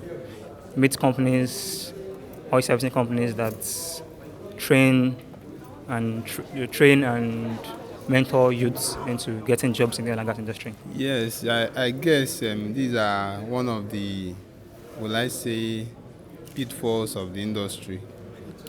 People believe that the oil industry is male dominated. Yes, ideally, it's mainly dominated because of the nature of the industry, but we have capable females that are doing very great in the industry too. And I've met a lot. I was there in the conference, oil and gas conference sometime last year. The managing director of the Total that gave a lady, was a young lady, and she gave a well-thought presentation of an overview of the industry. And I've met a lot of young females that are doing great in the industry. But of course, if you want to benchmark it with the numbers, male and female, it's male dominated actually. I don't believe they look for 4.5 and above. Most oil companies look for 2.1, and the basic reason is they feel for you to attain the 2.1, it means you can be taught and you can learn as well. It's because if you go for their recruitment process, there's only just one stage that has to do with what you learned in school. Every other stage just has to do with your aptitude and how good of a person you are. So it's not really about the 4.5. This condition presents opportunity for innovation. We look at re-engineering. That is what we call the business process re-engineering, cutting down costs. What are non-essentials? And why can't we drive innovation? Even as the price of crude is declining, we are still making profit because we are making more innovations and we are reducing costs. So the niche is basically in terms of research and development, and in terms of development, I mean in terms of personnel also, in terms of technology. You can carve a niche. Even some companies, it can make profits even when it goes as low as $10 per barrel. Well, as a Niger Delta Science, Technology and Bioenterprise Development, we work very closely with the Federal Ministry of Science and Technology in commercialization of research results and development of the ministry. So what that means is that we take some of those research and development results into enterprise development, meaning the commercialization of those research results. With reference to the ongoing Offshore West Africa, our organization is part of the sponsorship of the program. And the reason is because we see a very huge opportunity for youth, particularly those who are interested in the oil and gas area, with particular focus on technologies of the oil and gas industry. This area is very important in the sense that even with the dwindling prices of oil and gas, what that means is that for oil and gas entities to be effective, there should be a way that they can manage the reservoirs in a much more cost-effective, so as to make sure that the overall cost of production is less, given the price of oil in the global market. So advances in technologies and any development in technological change will contribute enormously. And we feel that our youths, who are either graduates of university or professionals, and those who are yet to finish, do have a very great opportunity here. And for those who finish, of course, they can work with the industry. Most of the multinationals in the hydrocarbon are here today. And we want them to meet with the industry players, not only in Nigeria, but those from abroad, so that they can understand the trends and the patents of technologies are becoming critical in the industry.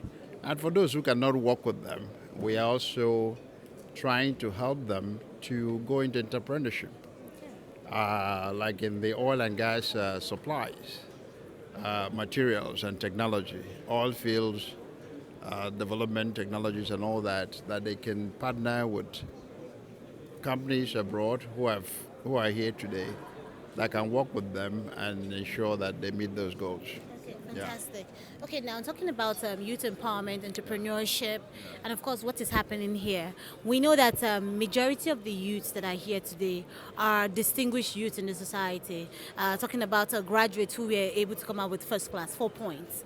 What happens to the youth, speaking about your constituency, where I would say you're from, which is Niger Delta, where we talk about so much of a youth restiveness over there and unemployment issue. What is your core policy in trying to tackle the restiveness in the Niger Delta? Well, as you well know, that is a major issue, and that is why we are playing a role in this conference. Most of our youth, of course, as you can well know, that the amnesty program was designed to maintain peace and order by way of making sure that the youths who felt marginalized or not utilized in the system are brought back in, and education in the oil and gas as well as other sectors were given to them. Now, most of them are all trained, skilled, but there's no job for them. And it is through a setting of this nature that they will meet the leaders, the players in the industry, and begin to seek for an opportunity. The opportunity may not only come in the sense of direct employment, but they can also create jobs themselves. And then it is through this type of setting that you gain the knowledge of setting up such an enterprise. Now, we are very much committed to making sure that those of them who have graduated have jobs. And that is why we also support the Office of the Amnesty Program to visit corporate entities within the region to see how they can be a partner in that progress by way of giving them the opportunity to work with them and also giving them the opportunity to either be an employee. So it is only when these youths perceive that government is genuinely interested in their affairs, they know that these things cannot be accomplished overnight. When they see a pattern, a trend, a constructive engagement of the industry to help them, then you will see them respond accordingly.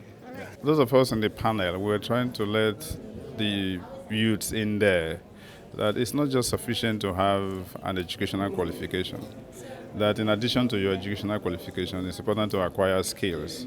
Because more often than not, it is the skills that determine whether you are employable and not just the certificate or education that you have.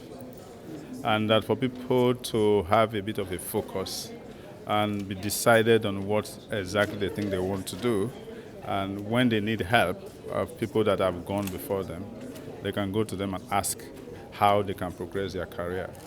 Try to maybe engage in a mentor-mentee relationship in such a way that you have somebody that you can look up to in furthering your career. And then, of course, not to be too fixated about the oil and gas industry, to know that beyond the oil and gas, there are other things you can do, provided you have the right skills that employers are looking for.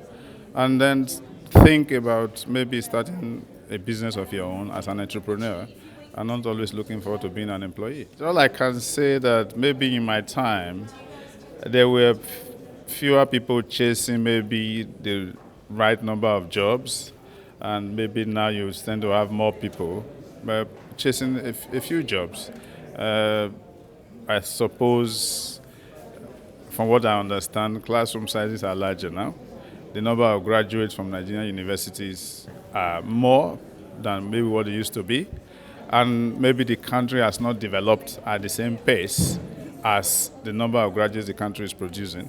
So invariably, you're going to get to a situation that you have graduates and there are not enough jobs to go around.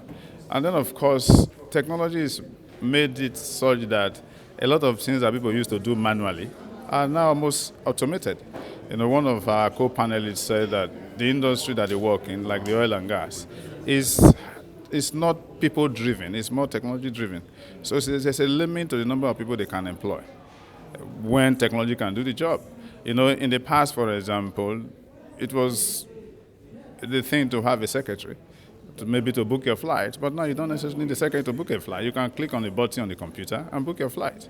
People need to be a bit more tactical and strategic in their approach in trying to to develop their future. They need to know that you can't do what people did in 1980 that got them a job in 2016 to get a job. You've got to think about doing something different. They say that insanity is trying to continue to do the same thing and expecting a different result. So there was no Facebook in our time. There's Facebook now. In my time, you had to go to a university physically, but now you can do distance learning. So people just have to be adaptable to the current realities. Okay. I think Nigeria as a country needs to diversify. So people are being laid off. People are being laid off because the industry cannot cope. Because for the price of crude, you can't support certain level of activities because you can't begin to continue to produce oil at a price that is less than the cost of production. People are in business to make profit. But what I'm saying is that the number of people that the oil and gas employs compared to the population of Nigeria is still not significant. That what the country needs is to diversify. The manufacturing sector needs to be encouraged so that people can get a job in the manufacturing sector.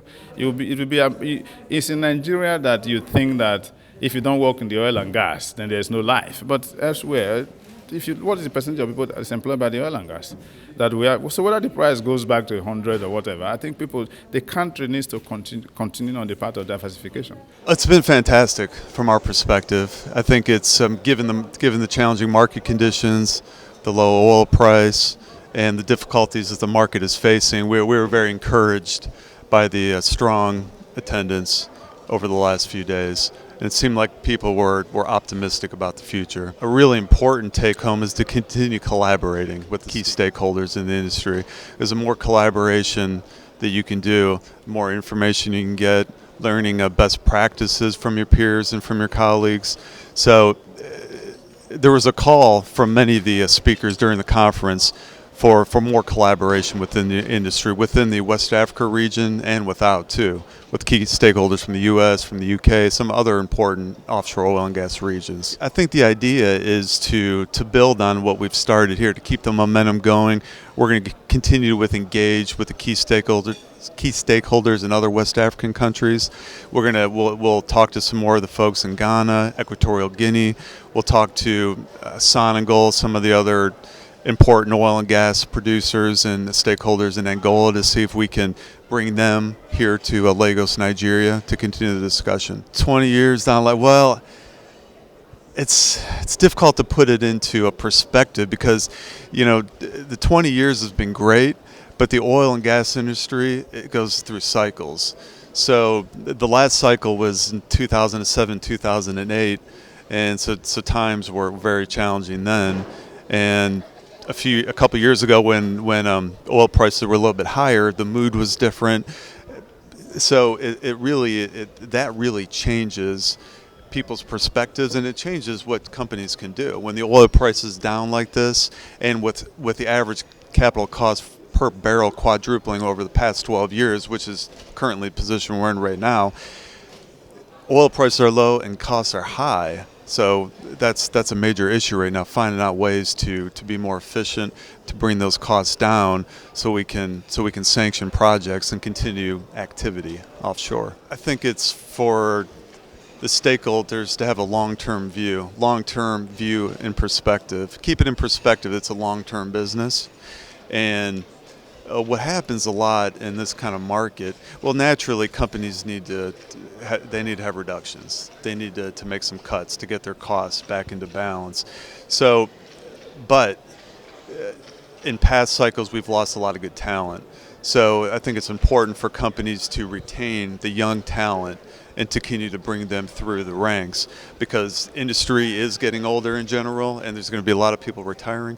So that's one thing that the Offshore West Africa Conference is doing is we are engaging with Lonadec and the Energy Institute to do a youth empowerment program, and that's going to help bring along some of the young people in this industry and then bring them up through the ranks and keep the industry healthy. So we're going to continue to build on what we started 2 years ago. It's been very receptive, and mainly it's because of the Ibalola Amao, the partner principal with Lonadec and the Energy Council. It's because of their buy-in and their support, because they're really the ones that are organizing it, and they're totally sold on building it, and we support them 100% as Pennwell. So we're just going to keep doing that and keep the momentum going. But I think that what this event tries to do is engage all the key stakeholders in the industry.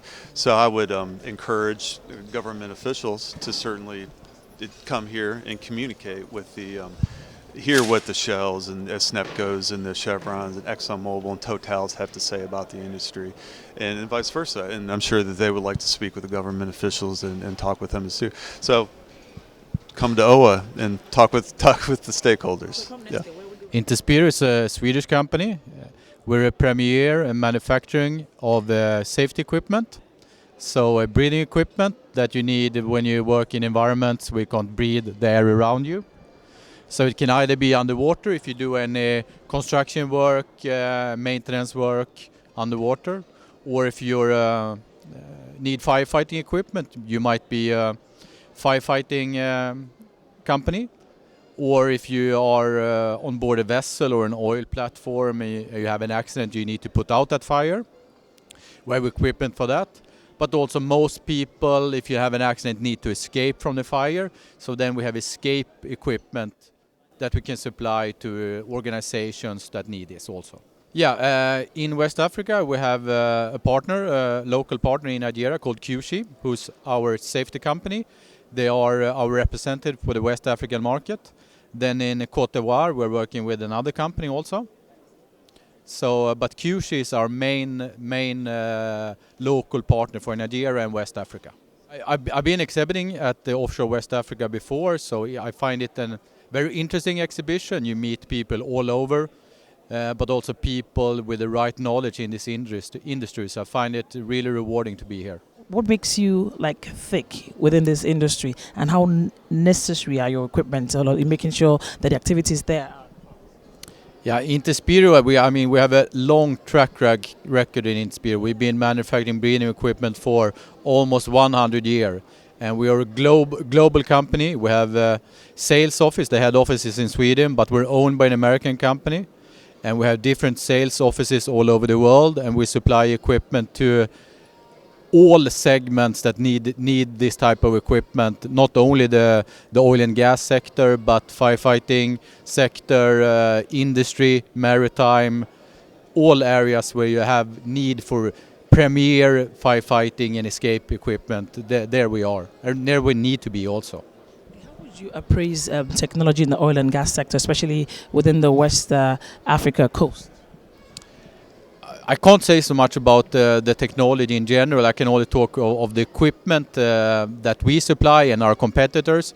And it's a varying quality. You can find breathing equipment all over. But in general, most equipment are very high quality, I would say. Companies, what about their safety? Because about quality, safety, and health environment in the oil and gas sector, would you say that most of these companies, the oil producing companies, are doing the needful in ensuring that there is safety within their work environment? I mean, you can never be too comfortable. Safety, you can never be safe. You always need to strive for a higher safety, because it's preventive equipment, and in case something happens, you need to be prepared for that.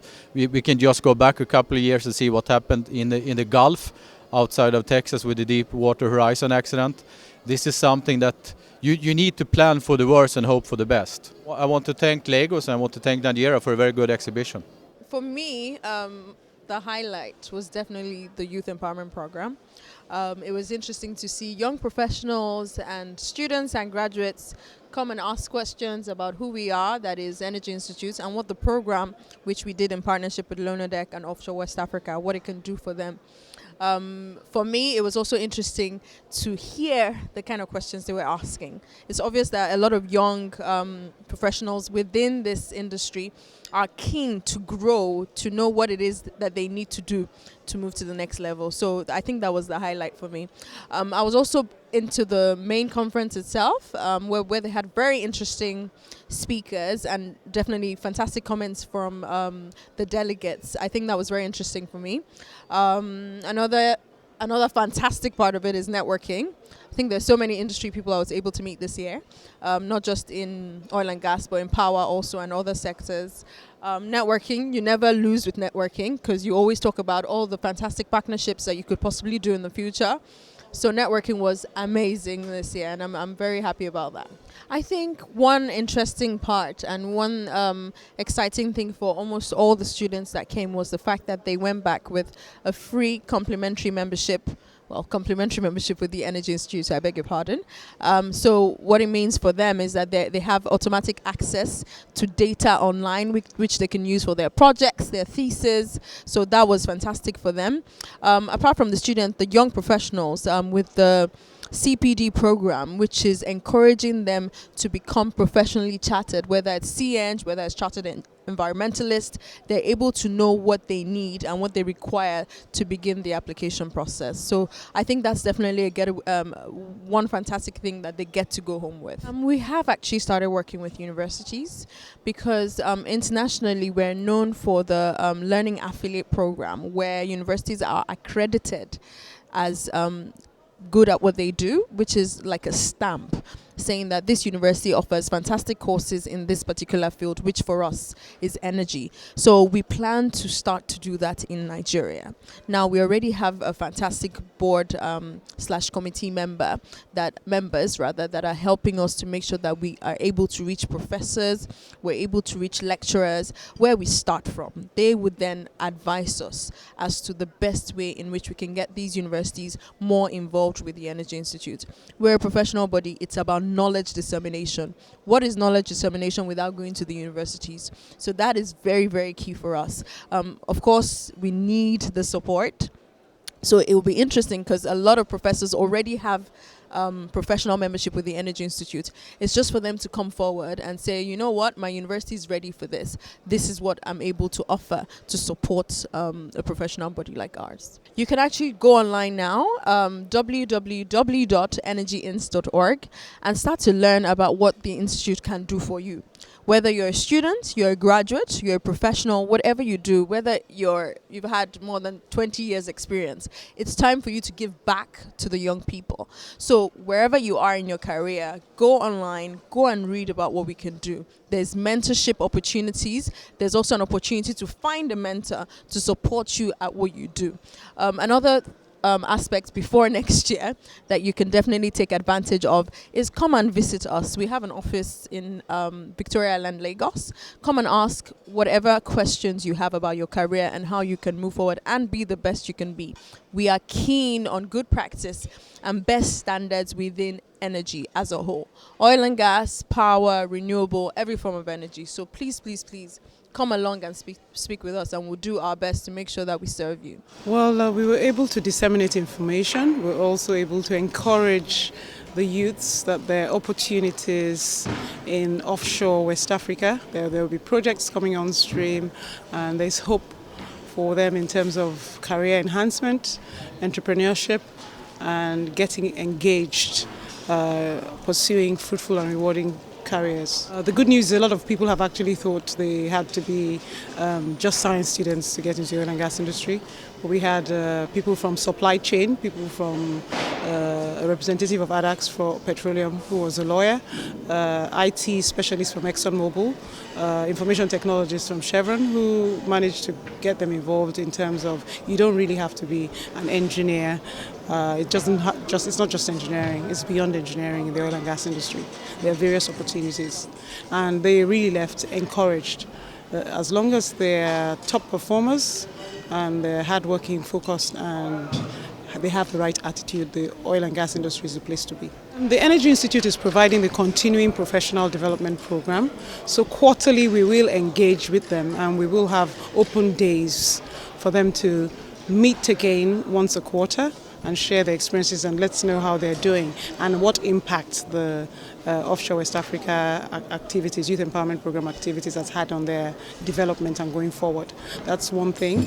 Another thing is Offshore West Africa Pennwell will be sending out their online journals and newsletters to these young people. So I'm sure they would get some information on a monthly basis that will keep them stimulated and engaged on the activities. So they would hear from us at least monthly and quarterly at different levels. We would like to see more partners, especially in the area of giving these young people on-the-job experience. We're looking for partners who would open their doors to them for internship programs, mentorship programs, apprenticeship programs, especially the 400 level and 500 level university students. They expressed concern, they have challenges getting placements. Please get onto the Lonadec website /OWA, register to submit a paper at the Students' Paper Competition or Young Professionals Award, and we'll be very pleased to see how best we can get you qualified to be one of the privileged few who would attend the OWA 2017 Youth Empowerment Program. We also caught up with some awardees. They expressed their joy. We invited every single person who registered for this program to submit a paper on sustainable development, 500 words on their thoughts, and only 98 out of 982 submitted in terms of the young professionals and the students. Her paper was very deep in thought. It also looked at the broad perspective, and in terms of English language and communication skills, she came up tops. So the message really is, apart from having sound technical background, you really need to work on your English language and communication skills. Using text message, communication language, or putting ideas in the shortest and inconcisive form is without having meaning is not communicating. So we're hoping that going forward in future, we'll be able to get better results and we would have the opportunity to actually read out the paper. So I want to congratulate this lady. Could you just tell us more about yourself before we give you the award? Congratulations. I'm meeting you for the first time. Thank you, ma'am. Thank you, everyone. My name is Aguchidima Judith from Federal University in Fadikeipo in Ebonyi State. I'm a 300 level student of geology. So we're very proud of her. We'd like to see more young papers, young students write papers, and hopefully we're going to send out an invitation earlier this year for you to submit abstracts so that we can actually work with the presenters of the best abstracts to develop a PowerPoint presentation. And hopefully, with time, we'll be able to send our best student paper competition success stories overseas to make PowerPoint presentations at conferences such as the Offshore West Africa Conference. So I want to congratulate Chidima. We would work with you and try and make sure you get better. Congratulations. I'd like to invite the Managing Director of Pennwell, Mr. Glenn Enser, and the Dr. Jaja of NDS TV, who is the sponsor of this event, the Chairman of the Energy Institute, Mr. Engineer Effiom Edet, to present to this lovely, wonderful, intelligent geologist the paper competition. Can we give her a round of applause? Yes, can we take a group photograph with her? We'll just take a group photograph with you. Congratulations.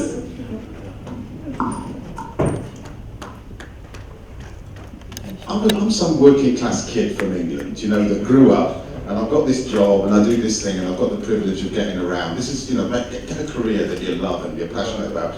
And here's a young person, and somehow our lives are touched, you know. Well done, all good luck in your career, and fantastic.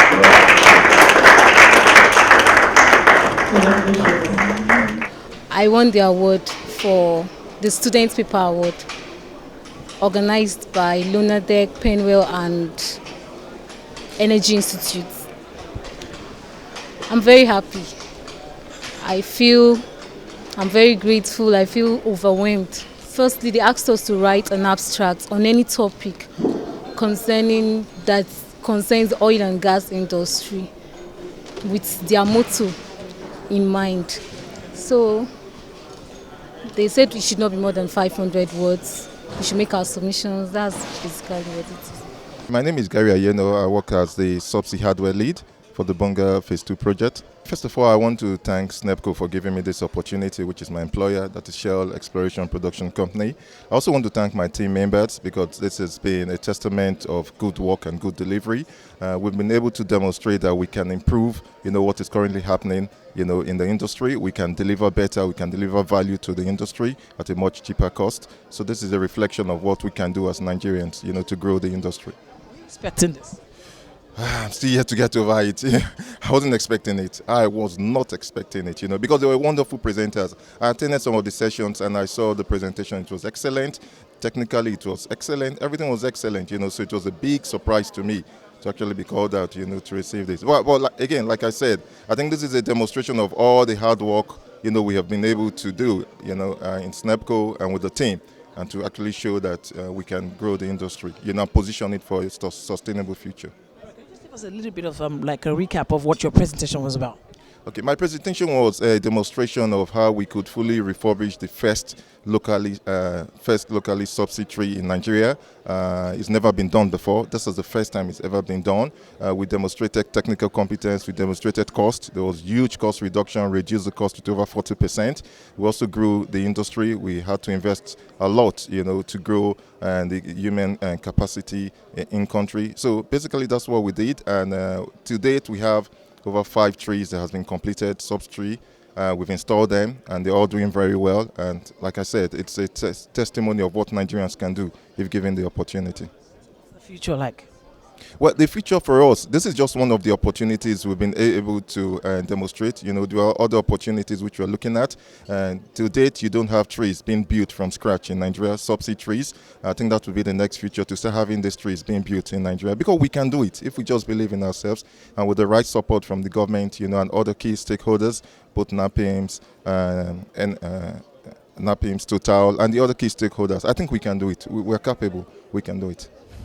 Thank you, Mr. Moderator. On behalf of Pennwell Offshore West Africa, I would like to present this award to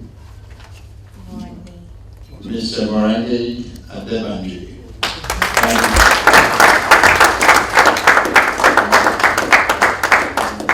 I would like to say a very big thank you to the organizers of Offshore West Africa, Pennwell Magazine, Lunadec and the Energy Institute, and Niger Delta Science and Technology, Power Enterprise Development, and the representative of the Minister of Science and Technology. A very big thank you, and a very big thank you to all the youth seated here.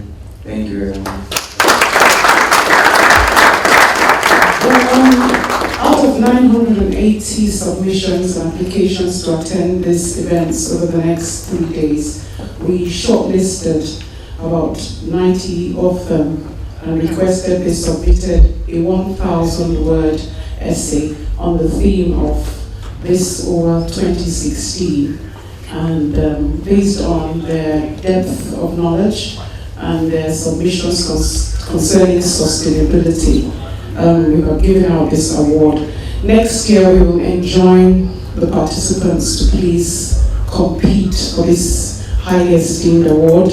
1,000 words of your vision for offshore West Africa and the role you can play in developing the Gulf of Guinea.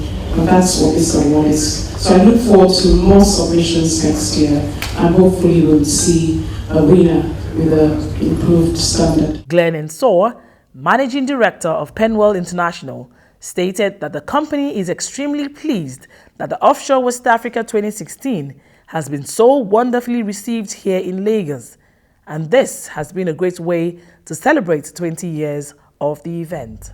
Just give us a little insight about Pennwell. Yeah, Pennwell, we're a company, we're 105 years old, still owned by the same family that launched us many years ago, and we play in a number of discrete markets. We grew up in oil and gas. The Oil and Gas Journal, which is kind of the Bible of the worldwide industry, is a Pennwell publication, and 30-something years ago we started expanding into other markets, power distribution, but also unrelated markets, high-tech and things like that. But, you know, the energy sector still remains very much in the blood of our company. And now we operate some 60 events around the world every year, publish some 60 magazines, and of course, this being 2016, have huge online resources. Yeah. You guys have been here for a very long time, for many decades, and we see that you are more interested in the youth, in developing, you know, the youth, empowering young professionals into getting into the oil and gas sector. And you have come to Nigeria. This is the second time in Nigeria since 2015. Why is Nigeria the major focus now after Ghana? The history of this event, because of its name, Offshore West Africa, we for 20 years travelled around the region. We've been to Nigeria before as well, Abuja, never Lagos for some strange reason. I took over the management of this event a couple of years ago, and I made the decision that if we continue to become the event in Lagos that the industry meets at, that's a good goal. Also, Lagos is the financial and business centre of West Africa, and so therefore, you know, people don't have a problem coming here. The connections are good, the infrastructure is good, and of course Nigeria remains the single largest producer in the region. So strategically, we will be anchored here in Lagos and build the show here and go forward. But of course, through our communications, through the links that we already have, we will be making sure that we bring the people from Ghana, from Gabon, from Côte d'Ivoire and Angola even to this event. And even here, you know, we had a keynote speech this morning from the CEO of the Ghana National Petroleum Corporation. So that's working. Fantastic. You guys are in Lagos, you've been to Abuja and now Lagos, and of course we're expecting that you'll be here in 2017, right? I can confirm that, yeah. Okay, now when we had this interview with Mr. Rick and other representative of Pennwell and Energy Institute and so on and so forth, and we got a response from people, from our viewers, both in the northern part of the country, like in Kano, in Abuja, and then they asked the question, when are you guys going to move Offshore West Africa major events to places like Kano? At the moment, oh, you've got me there. At the moment, that's not really in our thinking, because we would hope that, you know, people that want to engage and that would make the journey here. But you never know in the future, you know. I mean, if this event really does start to grow very large, then we would probably look to do satellite events, you know, that feed it around there. Specific conferences, maybe very regionally based within the country. That might be in the future. But, you know, Pennwell's a privately owned company, and we're a mercantile organisation as well. So, of course, you know, the commercial realities and things like that do start to kick in as well. Also, one of the things that we really bring to the party is we have huge worldwide contacts in oil and gas. Bringing them to Nigeria once a year for this event, you know, their budgets are limited to, you know, and things like that. So we'd need to look at that. Yeah. Fantastic. So guys, you're going to be hoping, yes, to have the Offshore West Africa probably in 2017 in places like Kano or Abuja or even Port Harcourt, wherever you're watching us from right now. But lastly, you guys have been here for 104 years, for decades, like we said earlier. We've gotten so many oil and gas industry that set up, and then the next decade they went off, you know, the market. They went off the radar. We didn't see them. What is that thing that Pennwell has been doing? What are you getting right that other people are not getting? That's a good question. I think, to be quite honest, there's a kind of honesty to what we do. We grew up in publishing, and content, really good cutting-edge content, that is the start for us. It's the start, and it underpins everything. The exhibition, which is the commercial part of the event for us, that's fine. But, you know, the content is what brings the quality people to meet here. And they're the people that our investors want to meet. You know, you can see how that works. And as long as I'm around, but also a lot of other people at Pennwell, that real quality content, that will still always be the driver, and it's served us well for 105 years as a company. I don't see why it should change now. On the youth programme, I've got an interesting observation. We do it here in Nigeria because also as a company we don't just want to come to Nigeria and make money. We want to be a part of the business here and leave some legacy as well. But this thing about the youth, especially for an industry like oil and gas, for my power events or my oil and gas events around the world, all of them would like to do something like this, because young people these days, especially the clever ones, who knows, they might want to spend their life making Twitter work better or whatever and things like that, and so but this industry and power and things, they're still what give everybody the good life, and so therefore we need to attract these people into the sector. There's a lot of competition for their talents now, and that's something we take really seriously, and it's the future for Nigeria, and we'll be expanding it across West Africa going forward. He thanked delegates, visitors, sponsors, exhibitors and speakers for the success, stating his delight to come back to the Eco Hotels and Suites in January 2017. For details of the Offshore West Africa 2017, visit www.offshorewestafrica.com.